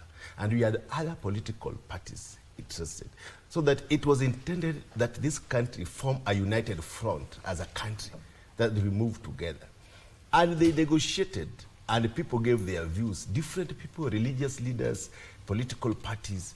And this is a document that was refined by good brains in this country. So when it comes to Parliament, we look at it with a tooth comb, and if need be, pass it for the better interests of this country. As a country, we must always yearn to come together. That is why we are in ODM, Orange Democratic Movement, where we cherish democracy. And democracy is where majority will have their way. So we are saying that in an election, we can never predict what will happen tomorrow. And I want to tell my friend that the loss of Baba in Addis will not be a reflection of the future election of 2027. He must obliterate that completely in his mental faculty. He is saying that the way he lost, if we have a unified front, is the same way it will happen. No, it can never be like that. Pointing to Sosion, not so, no, not you. I was talking to him. You're facing this? No. Oh, I'm talking. I'm replying. Such a thing. No, he is the one who said. So we can never imagine or make a political statement to think that politics is static. It can change tomorrow. Yeah. So we cannot say that this merger, whether it is what will be a reflection of 2027. And we can never say how many enemies the president has or how many enemies Baba has. The people of this country has always rallied behind Baba, anytime. And let us not think that they will not. So if we have to form coalitions that will bring better good of, make this country prosper, why not? Politics also is about negotiations. If you can negotiate, why not? So in this country, we must have a mind that gives us opinion to look for what will unify and unite this country. Correct. Okay, I think I got you. And so at that coalition, I think I got you plain and that clear. coalition, although you sugar-coated it in such a way. The NADCO report was a tool proposed for purposes of further unification of the country. It came at a time when the country was not united as probably the environment obtains today. The NADCO report, therefore, is furtherance of the agenda to continuously prescribe a prescription to the people of Kenya towards unity. And that's a good thing. So anything that works for us towards unity is a good proposal that should be delved in, looked into, and where possible adopted. I do think that we had the proposal, this proposal before, and went even to referendum. And it didn't work because of the politics of division at that time. And probably the unity of purpose was not probably coalesced as is now. We have had an opportunity to unite the country through the personality of Raila Amolo Odinga as a candidate at a seat that we craved for him to occupy. It didn't happen. But the momentum has been built, and therefore the proposal to bring in the NADCO report as a tool that then fortifies the unity of purpose that has been experienced will be a good thing. In any event, the country has to work in one way or another, either through competition or through unity. And it doesn't mean that that's killing democracy. I do think that when it comes a time that we have to unite for purposes of furtherance of development, unity of purpose, and addressing issues that are facing the country, that's a good thing. So I think the personalities that have played a big role here, the President William Ruto and the Right Honorable Raila Odinga, we need to rally to those personalities as our leaders, because they are our leaders, until such a time that we have options. Because right now, to be honest, the options we have on the table are those options. Okay. The other issues must also be addressed, which can't be wished away. The fact that even as we address the issue of unity, it must be unity in the context of competition, because democracy is competitive politics. And therefore, it must not be forgotten that there are interests of many communities that must be set through and through. So I do agree that even and it's not bad politics to compete either ethnically, religiously, or whatever it is. This is the key here, you know. That the one earlier one. That context remains to be dominant today, and any other day, competition becomes the dominant factor in democracy. And therefore, to sum it up, all is a good thing has been born out of the AUC and the competition that we've seen, where we lost, but we come back our heads high, knowing that there's a unity of purpose in the country. The country then. Now you want to interrupt a good thing? No. I'm saying a good thing. A good thing. He's saying a good thing. He's telling you the time is up. Thank you. No. Thank you, Mr. That is gospel. So what I would ask and urge Kenyans is let's seize the moment, because we have a moment and we can't lose it. Come together and then demand within ourselves that we advance our democracy by way of uniting towards a greater goal. We are a great country. What a better way to close the show? What a better... The show has closed. It's 8:30. It's 8:30. So soon you'll spoil. You give us, you know, we must say hi to our... It's 8:30. Our constituents, Kibra. And on the 22nd, you're giving the bursary. Of course, you know we lead and others follow. So he wants to greet his constituents. I can announce to the Kibra constituents that we will be receiving forms for bursaries. Okay. This coming weekend, and anybody who applies will receive the bursary. So must I come from Kibra constituency to get that bursary? Voter. All other constituencies have or a potential voter. Also, you must have a voting card. Very good. Also, Bwana Victor, so there are also some scholarships that are being offered by myself, Dagoni Yetu Scholarship, to sponsor TVET students. Bring them to Kibra TVET. I'll bring them, as long as they choose it. So Dagoni Yetu Scholarship is on people. That's good. And we are sponsoring kids. And our personal message to Dagoretti North, change is here. All right. I think that's a good way. So bring that them, if you want a scholarship, if you want bursary, talk to the two gentlemen. And if you want money, thank you so much. Give me money, you go. All right. George Kithi, who is an advocate of the High Court, thank you so much for coming. Muli Morero, asante sana, Sosion, Brian, and Naftali. Thank you so much for watching. Bye-bye.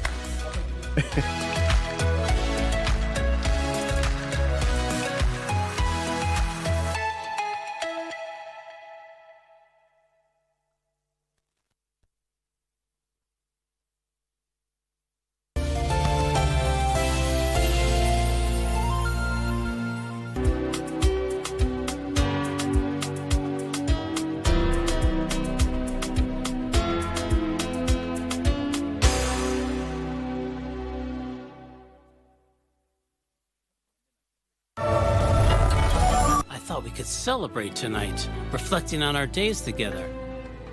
What's with the attitude? You are young. Can't you be more polite? The old grandpa has been in line for long. Why do you come and squeeze him to the back? Apologize. Say you're sorry. Why wait a few days? This is a great excuse, isn't it? You free tonight? Huh?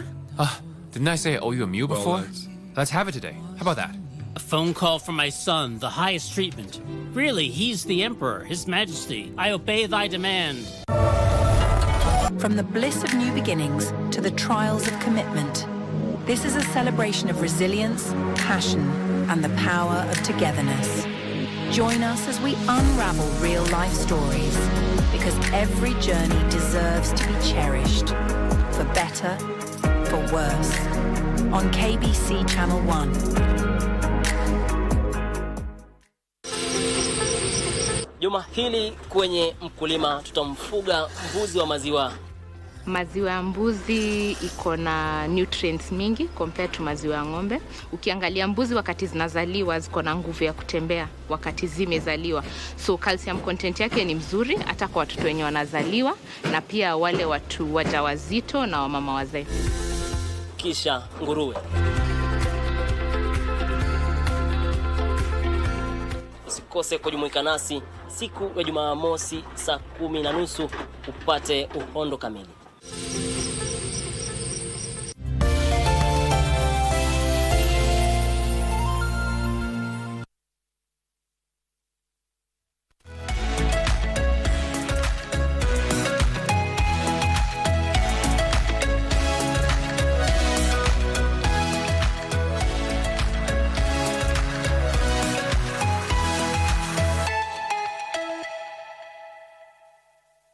right, so let me do this, break the rule. I had signed out. So let me come back and let's go to Mombasa and join my colleague O'Brien, who is right on standby to give us a feed on what's happening down at the coast. O'Brien, good morning. There we have it. Gentlemen, I'm a bit envious now that you're in Mombasa and you're feeling, yeah, I know. Tell us what's happening in Mombasa, O'Brien. Good morning. I mean, good morning, Victor Olo. I can tell you, we are living a good life here. It's beautiful. I can see the beach is just next to me here. And the breeze coming from Indian Ocean, it can't get better than this, brother. I feel you. I mean, this is work. We got to do it, man. So, I mean, let's get now to the real issues and deep stuff. We've been here since Monday. And what's happening here is the multi-sectoral agency consultative committee. What am I talking about? This is a committee that brings together different players from National Construction Authority, Engineers Board of Kenya, the Board of Registration of Architects and Quantities Affairs, National Police, Disaster Management Authority, you know, different.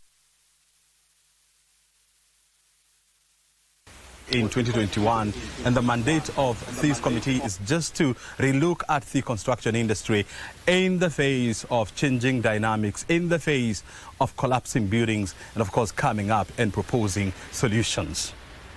I am now joined by one of the key players in this committee. This is the National Construction Authority, and Engineer Maurice Akech is the Executive Director at National Construction Authority. He's now joining us so that he can help us connect the dots between NCA and MSAC and what they are doing. And of course, remember, on the 1st of March, and we are talking about less than 2 weeks from now, a major shift is going to take place in the construction industry here in Kenya. It is going to define how we handle construction in this country. We are getting a brand new code, what we are calling the National Building Code. It's coming into effect on the 1st of March 2025. We've been operating with an outdated code, which was which came into force in the 1960s. Oh yeah, that's what I'm talking about. And so these are some of the issues that we are going to discuss with the engineer Maurice Akech. Thank you very much indeed, engineer, for joining us here. I mean, help us understand, how do you connect the National Construction Authority and MSAC, of which you're a key member as NCA? Thank you, O'Brien Kimani, and good morning, Kenya. I want to appreciate this opportunity for engagement with KBC as part of that multi-sectoral consultative committee, because without this engagement or partnership, maybe the world may not know what we are doing, and it's very important for the world to know. So my name is Engineer Maurice Akech. I'm the Executive Director, National Construction Authority, whose mandate is to regulate the construction industry in Kenya. And of course, it was established way back in 2011 through an Act of Parliament number 41 of 2011. And of course, from that time, it's been in operation. It's established itself. It's spread across the country in terms of structures. And we are one of the members of the 29 multi-sectoral consultative committee membership, and the role of NCA in MSAC, as we call it, is basically we are the secretary to the multi-sectoral committee, and of course, you know, the chair, substantive chair, is the principal secretary, State Department of Public Works in the Ministry of Lands, Public Works, Housing and Urban Development, and was Honorable Alice Wahome. But our principal secretary is Mr. Joel Arumanyang. And you see from Monday, when it was officially opened by the minister or the cabinet secretary, we've been here. This is our 3rd day. And apart from being the secretary, which provides a very key link, because secretary to any committee is like, call it the coordinating arm. Like look at that committee like a board or a council or anything, where you have the chair, then you have the secretary. Secretary is the one that runs around to effect all the decisions made by the board. Yeah, like for instance, as a CEO, I'm the secretary to the board. Any decisions made by the board, I need to implement. So in terms of implementation, it actually falls on squarely on NCA. So we play a very critical role, and that's why when we are undertaking any joint assignment in terms of enforcement, in terms of inspection, we rely a lot on NCA, even in terms of providing what we call, if there's any issue of non-compliance with that site upon inspection, we'll need to issue a stop order or a suspension order until compliance is achieved. So that stop order will be issued by the secretary to the committee, which is NCA. Of course, as you know, it's done in consultation, so it means everyone will have approved by the decision, so NCA takes action on the decision made by the committee. So we play a very key role as far as MSAC is concerned. So we coordinate, we provide the secretariat, and everything that requires to be done around the committee. We ensure we follow up through all those decisions made and implement them to the end in collaboration with the committee members. Yeah. World of basketball, you know, we have something that we have somebody that we call the MVP, you know, the most valuable player. And you know, in the context of how you've defined the role of NCA in Northeast building value chain, I mean, you qualify to be the MVP of this industry, and so you bring together all the players from engineers to architects and quantity surveyors and to construction, to contractors. And I know that it's not easy, you know, trying to bring everybody on board and, of course, ensuring that everybody is doing, you know, the right thing. How do you afford to do that? Well, under the guidance of the committee members, all you need to do is to implement the resolutions or the directives issued in a consultative meeting by the committee.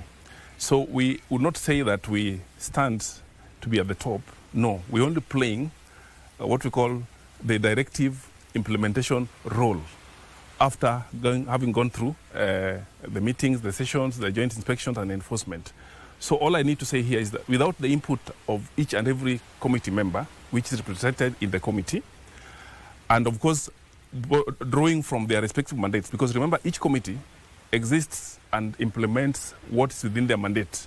For instance, if you talk about National Building Inspectorate, which is actually the alternate chair to the committee, in the absence of the substantive chair, which is the PS, they sit and guide the meetings in terms of the meetings or inspections. And look at the role of other players like the Engineers Board of Kenya. If there's anything to do with engineering, they'll come in and give their input and contribute to that decision. If there's anything about architects or quantity surveyors, the Board of Registration of Architects and Quantity Surveyors will come in. If there's anything about requiring any arrest to be carried out, of course, we have the National Police Service, which is part of the committee. If issues to do with disaster management, we have the National Disaster Management Unit. So all of us, using our distinct roles, we play in that committee in a distinctive and collaborative manner so that at least there is no gap. Remember, why this committee is in place and is very effective is because the fact that we are able to work as a team, not in silos. Because previously, before the committee, there was a lot of silo kind of work where a development or a construction would be visited by very many different teams at different times. So you'd ask, so at what time would they need to concentrate on what they need to do? So this committee has also brought in some semblance of order, semblance of good structure, and also has brought in what we call, I would quickly call it what do you call it? The harmonization of what happens out there. Yeah. Question now that is coming into play here is, you know, after 8 years of existence, you cannot continue to be a committee forever. What shape should MSAC take now in the execution of its mandate going forward?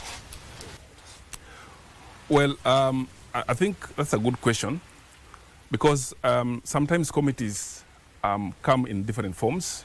They could be ad hoc, they could be standing committee, They could also be entrenched in some legal or regulatory framework, and all of them exist for a certain purpose. And of course, for a start, you need to have something going. Once you see it's working, you can now form or transform it into something else until it takes shape. For now, I think, and you are aware we are here, our chief guest, when we're opening this retreat, annual retreat here in Mombasa, was the Cabinet Secretary of Lands, Public Works, Housing and Urban Development, Honorable Alice Wahome. And indeed, she indicated that as our chief guest or as a minister in that, where this committee falls under, there will be need to consider what we call some framework of working on it, but that's work in progress. And most importantly, when committee sits like this meeting that is happening here for the 5 days, today being the third day, some of the things they'll discuss are those issues that how do they ensure that they entrench themselves or they have a framework that can ensure their sustainability, even in terms of legal structure and all that. So at the end of the 5 days, I don't want to preempt, maybe some of those things they will be telling us is those things, because this is a consultative meeting. It's not a one-man decision. But at the end of the 5 days, we are expecting that they'll be giving some resolutions that will now need to be taken to consideration. If their policy or the border on legal requirements, then they'll be taken to the next level for consideration. I believe that is part of what they'll be discussing. Yeah. I also wanted to find out, I mean, you know, on the 1st of March, which is not far away from where we are making a major transition. I mean, it's going to be a watershed moment for this nation. We are adopting a new building code from the 1st of March. Help us understand how critical and important is this new document and how is it going to transform the construction industry in Kenya? Well, so one of the key instruments or tools for use in the construction industry, basically we talk about standards. And one of the key standards, especially on the building sector, is the building code. So we've had a building code of 1968, which has been in operation for over 50 years. 50 years is quite a long time. So many things that may have changed. And we now have a new sheriff in town, the National Building Code 2024. This is a new document that was published on 1st March 2024 with a provision to have it become effective 1 year later, which means the 1 year was the transition period. So 1 year later falls on 1st of March 2025, in another 2 weeks or so. So there'll be a new standard, a new code that will define how construction standards are done. What is in this Building Code 2024? First things first, the National Building Code 2024 is a prescription of what, how, when, and who can do the work in the building sector, construction industry, but associated sectors. Most importantly, on the overview part of it, it has 321 pages. 321 pages. It has also 25 parts, each part defining a certain key element or a description of what in construction. And then it has 517 paragraphs. A paragraph means, just like in the Constitution, you have articles.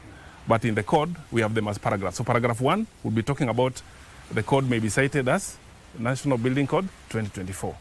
Paragraph 517 says that this code replaces the 1968 Building Code. That's the first and the last. The rest are in between. Total 517. Of course, it also has tables. Tables are things that also define additional things that are not in the paragraphs. And we also have figures. This, in construction, sometimes you need drawings. Sometimes you need parameters, like the range from this to this. All that is defined. So again, it's important that the new code, the purpose of the code is order and public safety. It's about how safe or how organized the construction industry should be like. And it starts from the time you start design, to the time you get to construction, to the time you get to maintenance, and all that. All this is defined in the code. It also defines issues of structural design, architectural design, specifications, and all that. But the main fundamental difference between the Code of 1968 that is being replaced by the Code of 2024 is the fact that this code is very flexible in the sense that it defines materials in a way that if you have any innovation that you have to come up with in terms of material space, the code only tells you what that material should meet in terms of specification, but what it must not be made of. So you can make it of anything else as long as it meets the structural safety or the strength or durability or fire resistance. Yeah, so one can be made of glass, can be made of timber, can be made of anything. The old one was very prescriptive. Again, the code also has moved from the new measurements, unit of measurement. Previously, we were using mostly the imperial units, the feet and the yards, the foot and the inches. This one is meters, millimeters, yeah, which is very modern. And of course, that's the global trend. So the new code has got many things, but most importantly, that we must not forget, it has also brought on board what we call resilient structures, designed for resilient structures, which means if you're going to design, you must consider things like earthquakes, things like floods, things like wind speeds, that when they come, the structure will still withstand that particular force. So that assessment has to be done. Geotechnical issues to do with the soil assessment before construction begins, especially for foundations, those have been embedded there. Issues to do with the climate change, issues to do with sustainable design construction, all that is included. So the code is very progressive, is looking at modern and even future considerations. Yeah. How you're quoting the new building code, I mean, this is going to be the Bible of construction industry. And so how are you going to ensure that the level of knowledge that you have for this document is translated into the minds of consumers? Very good.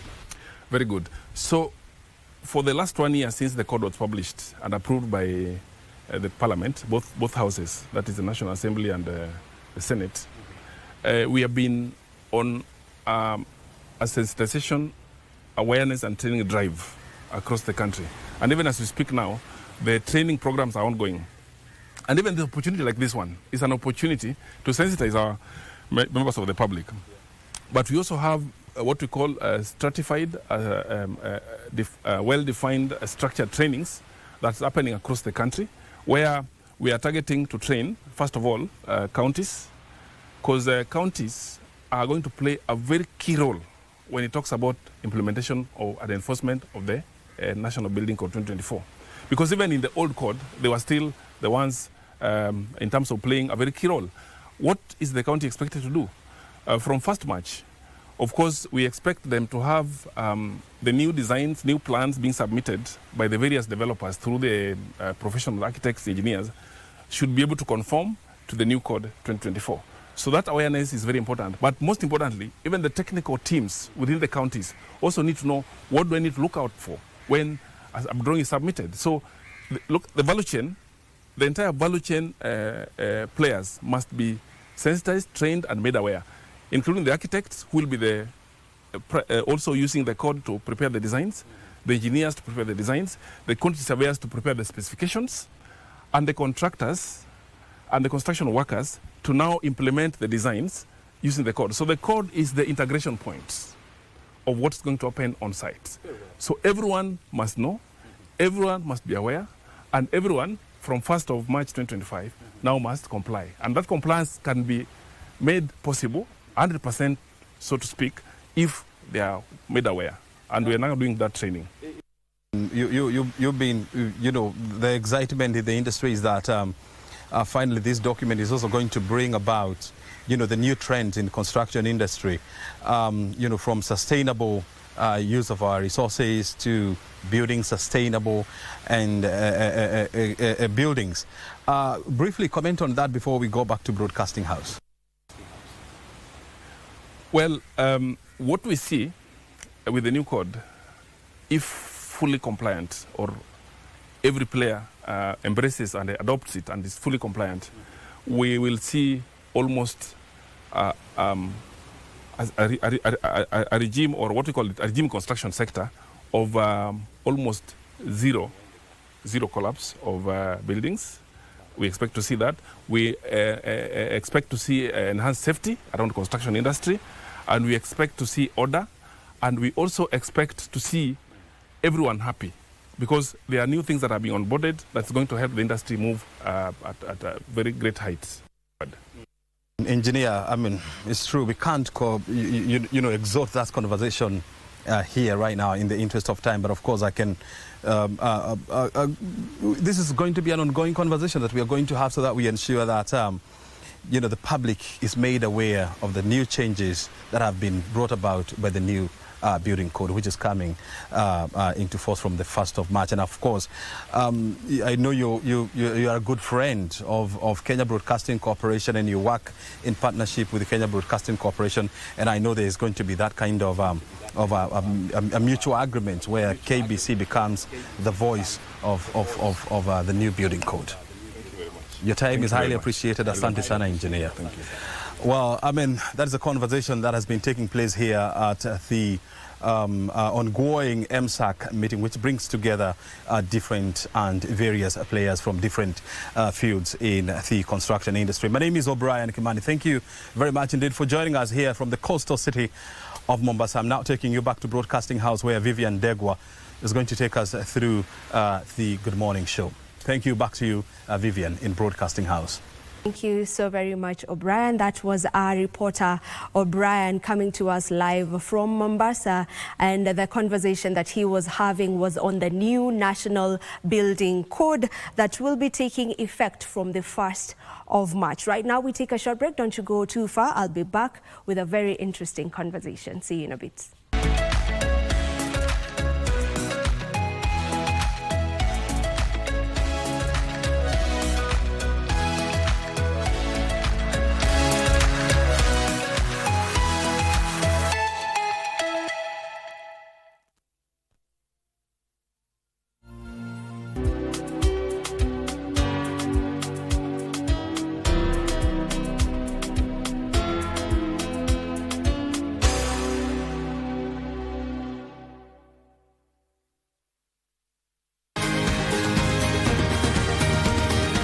Wellness is important in our daily lives, so that instead of just surviving, we should be thriving. Ways to prevent a stroke or heart attack is for you to know what conditions you have by regular checkup. People don't know they have hypertension. They don't know they have diabetes. I was pre-diabetic. I was afraid of getting lifestyle diseases because I come from a family that has lifestyle diseases. How do you know if your cough is due to a serious condition? We'll have some answers. Stay well and strive to make every day a healthy day.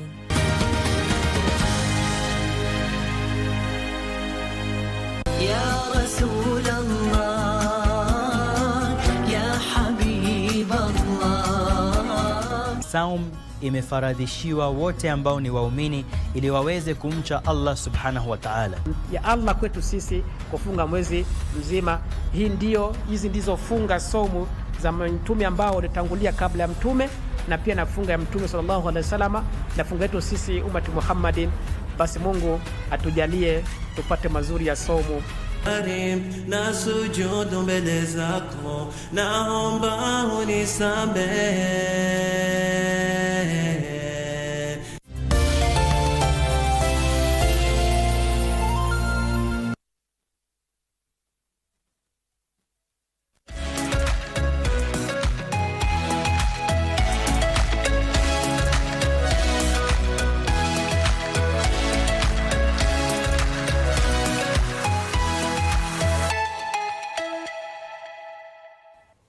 Thank you for staying with us. Now, this morning we've been having male-led conversations, and it's only right for us to switch things up right now. The segment on air right now is Women at the Forefront, where we bring you women from this country who are doing exemplary well in the different fields that they are in. Today is no different. I have with me a lady by the name of Brenda Ogutu. Brenda Ogutu is the Associate Engagement Director at Busara, and her interest is in research in behavioral economics, and her focus mainly is on citizen empowerment and governance, particularly in women leadership. Welcome to the program. Thank you for having me. It's a pleasure having you on the show, and it's time for us to bring at least some female energy in this, right? I was wondering, where's the female vibe? There's a lot of male-dominated conversations, but I'm happy to be All here. right, here we are now. Let us begin with you just explaining to us what behavioral economics is first. Yeah, so behavioral science, behavioral economics is the study of human decision making. So as you know from macroecon, we talk about rational human decision making, that people know what's good for them. They, for example, would want to keep fit, as we all have come up with goals in January, but the intention to do an action is not usually the same as completing the action. So behavioral science tells us that we have biases in our decision making. So we try to understand, what are those barriers, what are those biases, be it social norms, be it, risk aversion, what is preventing us from doing that, what is good for us. So that is the study of, basically understanding that and being able to bridge that gap between the intention and the action. So we intervene with different ways. We, first of all, understand what the problem is with the community, and then co-design solutions and basically test what works, given that now we understand what is preventing them from, acting in the way that they should.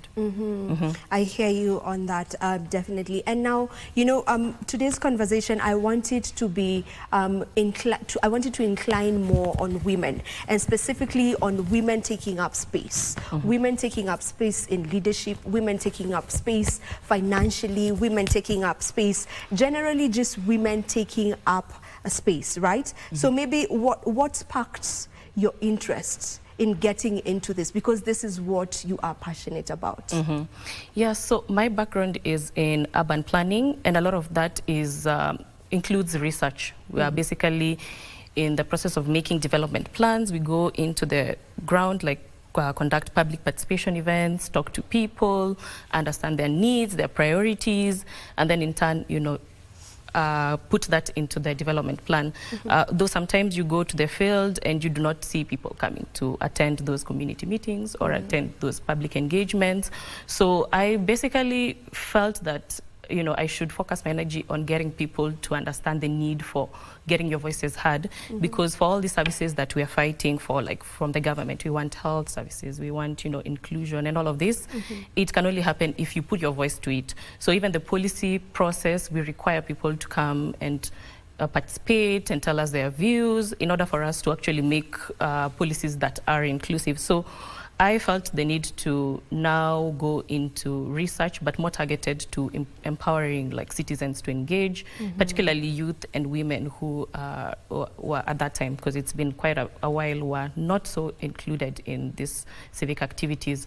So, there was not enough data to show how much women are involved, and I thought, use my skills in research. I do really love unearthing solutions and digging data to find out how we can better use that for solutions. So that is how I transitioned from urban planning, which is still a good passion for me, and I still intend to use behavioral science to improve that sector. But for now, using my skills to research and find out the gaps that we have in youth and women or citizens, involvement in policy making the process. Yeah, and just to pick up on that, maybe what are some of these gaps? What are some of these barriers that maybe you may say are preventing women from taking leadership roles in, policy, in this policy making spaces, and also just in economic spaces? Generally, so typically I can talk about, we have structural barriers, the typical ones are, finance or not having time and all of that. But for my job as a behavioral scientist, we try to look at the behavioral barriers as well. I can give an example of social norms. Like typically women are more thought of for gender roles, like, you know, you should be in the house, take care of the children.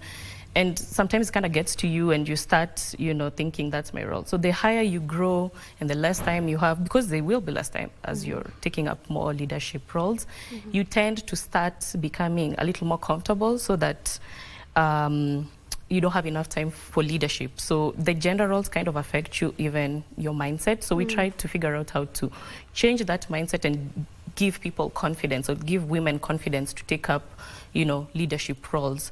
So, and even like in terms of social norms, people tend to think that leadership roles are for men, you know, because they're more confident, they're more assertive. If a female is as like that, it might come off different than if a man like talks in a certain way. So females tend to not want to be seen as that, you know, more assertive and all of that. But we're trying to break that barrier so that, you know, women can feel more confident to take up roles. And now we see more role models. I think with social media, it's a good trend in terms, one good thing I can say about social media is that now women are more likely to see other women in those positions. It's not enough. We still need more role models. Absolutely. And more opportunities to see women in leadership. But I can say that, you know, you're more likely to see a woman, even that this platform to give me to at least show other women that this can be done is one way that you can start like breaking those barriers. And even just in terms of conditioning, typically women thought of themselves as in the service industry or not really STEM or technical, economic types of work. So it's more of now starting to gain that confidence that you can go into STEM, you can go into economics, you can go into policy making because you have enough to offer. So just breaking that bias from yourself, can go a really long way. Yeah, and just maybe to pick up on the societal norms, maybe just how has this changed, specifically societal perception of women, especially in taking up leadership roles? How would you say that has changed maybe over the past decade or two? Are we headed to the right direction? Are we at a place where you can say that, okay, compared to how the perception was 2 decades ago, and now we are at least making some steps? I can say we are making some steps because I do see more women in leadership. Like some of the policies we've had for like gender quota in political seats, for example. Although I will say that we do need better implementation in that case, but even having such a policy can at least push people to see that women can do that. So even the nominated seats, and you see women doing good jobs and good work, it inspires other women to also take up this role. So the change in the way, even as I mentioned, the digital economy, like helps us see that women are doing these things. The visibility is a lot more. There's still more definitely that we can do, and we are in terms of like implementation of these policies that we do have. Even companies now give out gender reports on their diversity and inclusion, so you're able to see, they are able to see like how they can do better in terms of including women. So I think even in the private sector, with people doing more to highlight what they do for gender inclusion. Even right now, when you do pitch for research proposals, you will find gender inclusion statements that require us to have a gender-focused mind. Like when you are talking or completing your projects, you have to include females, think about their needs. Even part of the research project itself has to have female in the leadership or even in the project itself. So I think in that way we are doing better, even giving more capital for women to pursue their businesses, to start up their own types of work, or go into business basically. So we have more, like you can see venture capital, you can see a lot more capital going into that area, and that's why I think we can continue to focus more of our energy to give women a chance to start their own businesses, not only formal employment, because that's kind of getting congested. So you even empower women to be leads in their own businesses. And in line with that, maybe just how can cooperatives, what role do they have in this, and how can they now work on empowering more women financially? Yeah, I think the cooperative movement has a lot of potential. It was put on the back burner for a while, but it has a lot of potential in that it allows women, for example, and I'm talking about strong cooperatives that are resilient and sustainable. Part of my work is we partner with civil society organizations for them to empower cooperatives. And in that way, we are able to get women more access to capital. They can start their own businesses, access to market, because, you know, a strong cooperative is able to market itself and bring in more business. So women are able to get jobs. And then in terms of savings, they're able to save more. Some of the cooperative principles include, you know, equity and equality, which if a cooperative adheres to, they're able to include women in the leadership, in the boards, because typically like less women are in the boards of not just cooperatives, like typically most organizations. So if we help them to be sustainable and resilient, they then adhere to these principles and allow women to take up leadership roles. And when that happens, definitely women are able to advocate for their own rights and their own needs within like the cooperative, and be able to empower other women from the grassroots to do better. Yeah, and also in all of this, maybe what role do men play? And I'll say men allies. You know, what role do men allies, you know, need to play in all of this? Yeah, if I can make it a little personal, like some of the challenges women have, like I mentioned, is striking that work-life balance, because typically the gender role is the domestic burden or care burden is on females. So I think men should now, which they are, a lot of them are taking up more responsibility on sharing that care burden as they should, and supporting women to build their skills, to build their capacity. I think once we are able to share the burden domestically, share the burden in the community, and even men themselves, like not empowering, but like more so educating their peers and other men to understand the benefits that a woman brings to society, which is, I guess, a human benefit that we bring to society. So we do have a lot of male allies, definitely. Yeah, I'm here because there's somebody obviously like supporting me, and the male community, the male members of the community being there for me and for everyone else. So that definitely is one way for us to do that. Yeah. Okay. Now, you know, there's this statement that is usually made that I really don't like. You know, they say that women are their worst enemies. So maybe what would you say, or what would be your take on women fostering more collaboration rather than competition? Yeah, I know there's that saying which I also don't like. Yeah. Actually, I lead a all-female team right now, and we build each other and, you know, work together really well. It's more of being professional in their capacities. So there are different networking events where women can learn from each other. Actually, when we were talking about cooperative, I thought of the event that's coming up on 7th March, where it's a luncheon for women to come together, specifically cooperative women, to learn from each other. I think we should, if you're in a position of leadership, you have the responsibility of pulling up other women, you know. In my role right now, I need to be able to mentor people below me and mentor youth, so that because I've already gone through the journey, I can already like identify what worked and what didn't. And now it's my role to definitely take that down to other youth and specifically women, so that they can see what's been done and what's not been done. Because, you know, the issue is that you think it's going to be hard, it's not going to, okay, fine, it will be hard, because anything is going, like that, if you're breaking barriers, is going to be hard.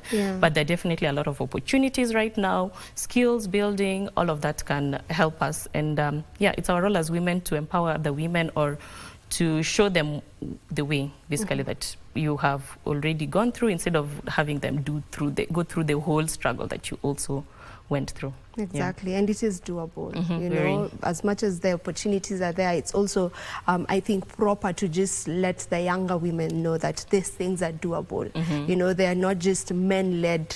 You know, also women can also get into some of these boards and institutions, and also just be able to do it. Yeah. So maybe what would you say are some initiatives or policies that have been working, you know, that have been effective when we talk about matters women, and also what are some that you feel should be put in place, and also if implemented would really work for women of this country? Yeah, definitely the gender quota can, if implemented correctly, can work for getting more women in the public service boards, in private boards or even just leadership in general. I feel like if we implement that policy, it will be good. And talking about different programs on digital and financial literacy, because even for women in rural areas or even lower income areas who are typically not reached by this. So I feel like if we implement these policies, but especially also in marginalized areas that we typically sometimes forget about, that can go a long way. And this inclusion of gender perspective in programs or in projects, be it public or private, I feel like has been doing a good thing in getting us to think about gender, because right from the start of the project or the program, you're able to see, like, you know, where can I include more women? We need them in a board so they can make the better decisions. So not in terms of like having just one woman to give you perspective, but like actually having women whose votes matter in the work. And then I was speaking a lot about, you know, the work-life balance. I think companies now are really doing well in terms of, I don't want to say really for everyone, but they're starting to do well in terms of like parental policy.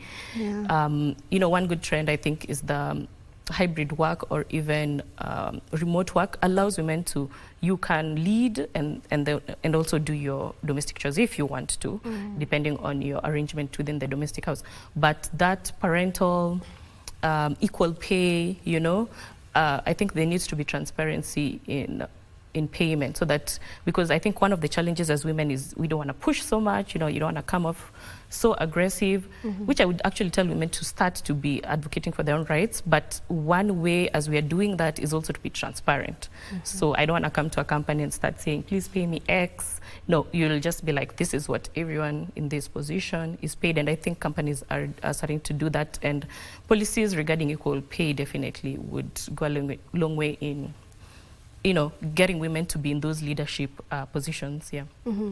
Are there any, maybe one or two success stories that you are willing to share with us, where research and behavioral science has led to a tangible improvement, you know, of women in leadership and their economic growth as well? Yeah, so part of my work, so as you mentioned, I work in the governance sector or portfolio, and part of my work is strengthening the capacity of civil society organizations in order for them to empower citizens and even the cooperatives. So one of my greater partners is working with cooperatives, and our research or partnered research has led to a cooperative measurement resilience index. So ways for us to measure the resilience of cooperatives, but not as us as the research assistants. We empower them to be the ones who actually understand their resilience. So in terms of behavioral science is helping our CSO to understand how to do research, how to better target their communities.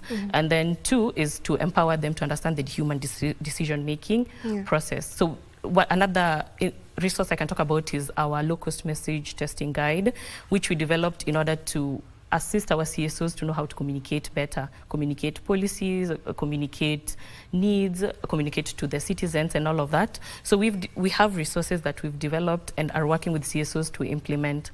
So the CRMI, which I was talking about, has enabled us to, you know, work with over 50 cooperatives through our partner, and they're able to understand their resilience and then like improve. So we did like a longitudinal study that is in the research to understand how this index has supported them. And you can find that cooperatives come and tell you, no, we didn't know that we don't have enough gender. We didn't know that we need to do CSR. We're not doing enough CSR, because a lot of these cooperative principles and values lead to their sustainability. So through our research and you know, understanding their needs and everything and how they make the decision, we're able to develop tools and resources that they can actually use.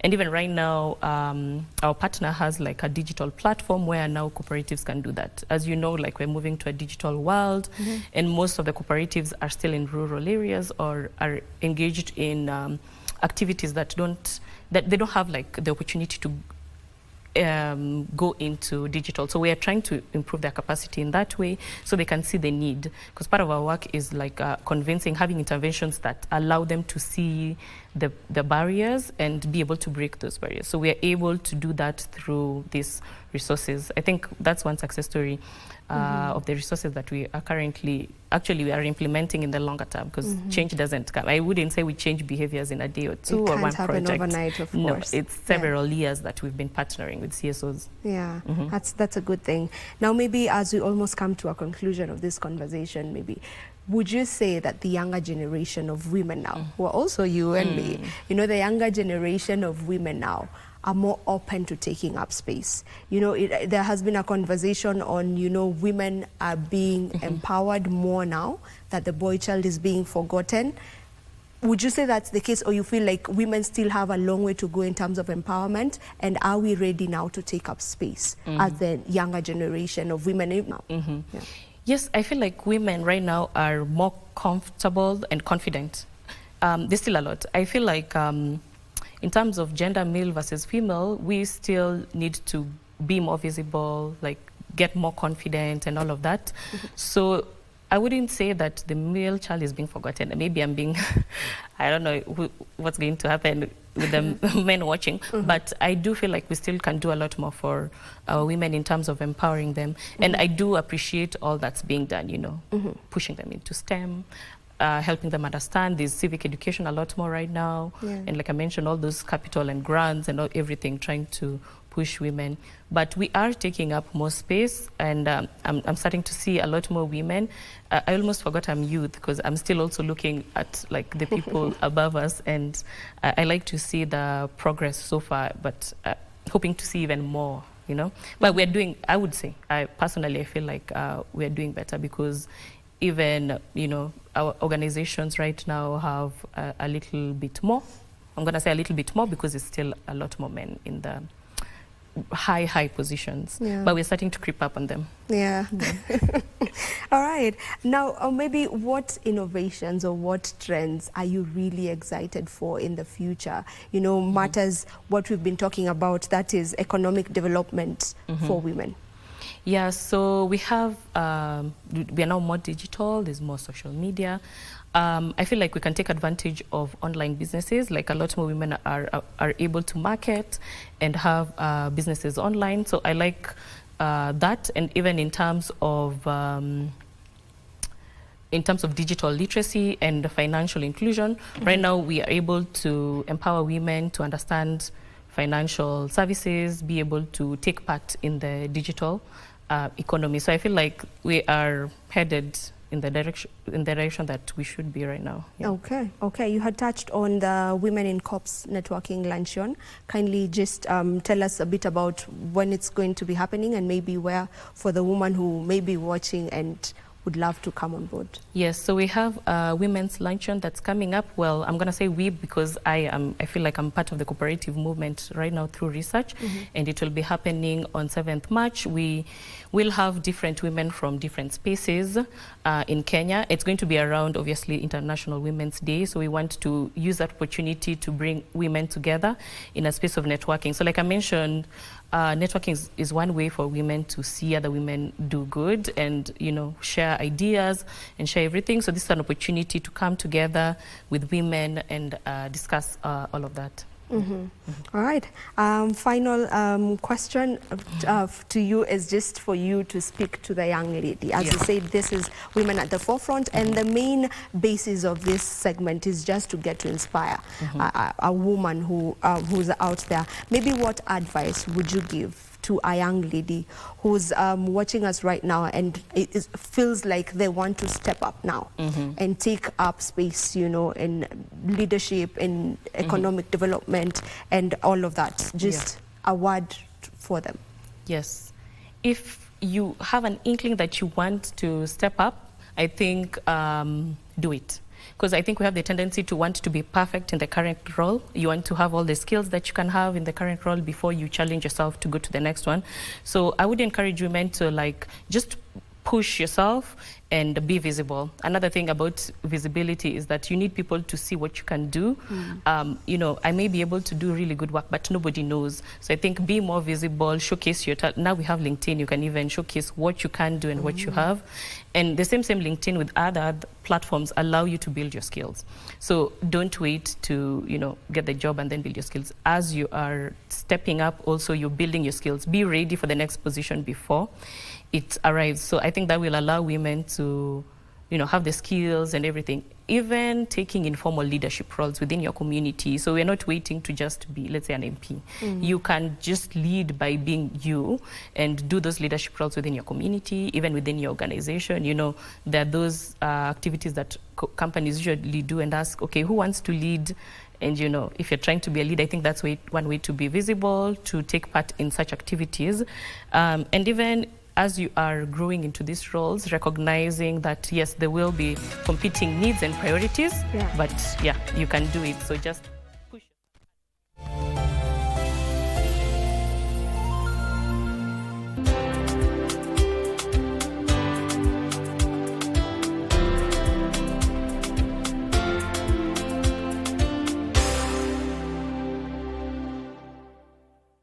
Are you a talented artist? Or are you passionate about a topic you want to discuss?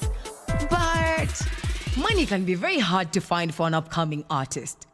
Don't worry, Studio Mashinani has got your back. Sign up on ajira.co.ke to book a session with our music and video producers across the country. Work on your music, jingles, spoken words, and even podcasts to realize your dream. All for free. Studio Mashinani, Radani Talent.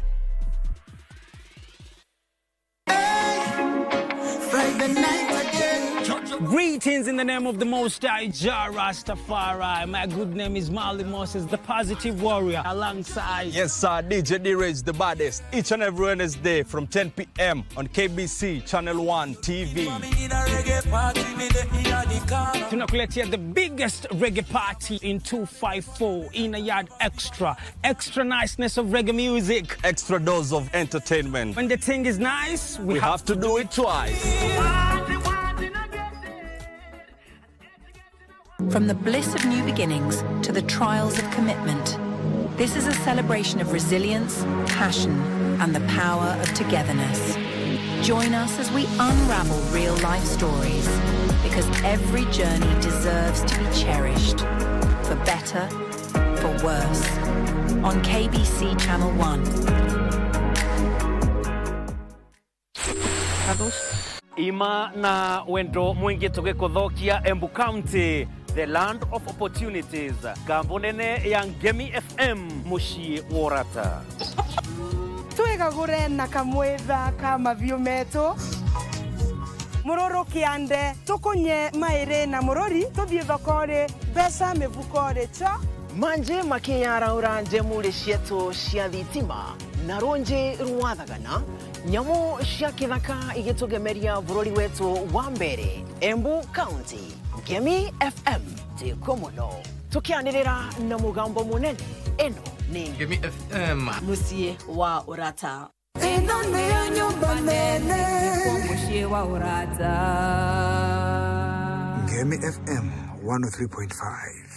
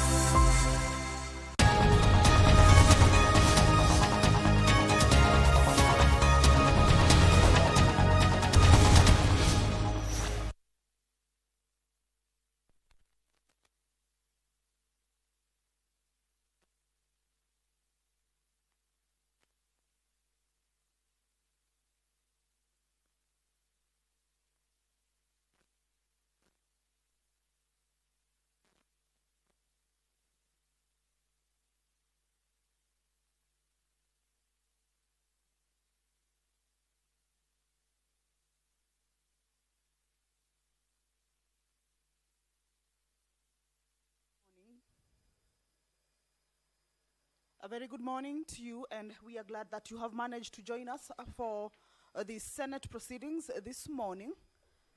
This is a broadcast streaming from the Parliament buildings in Nairobi.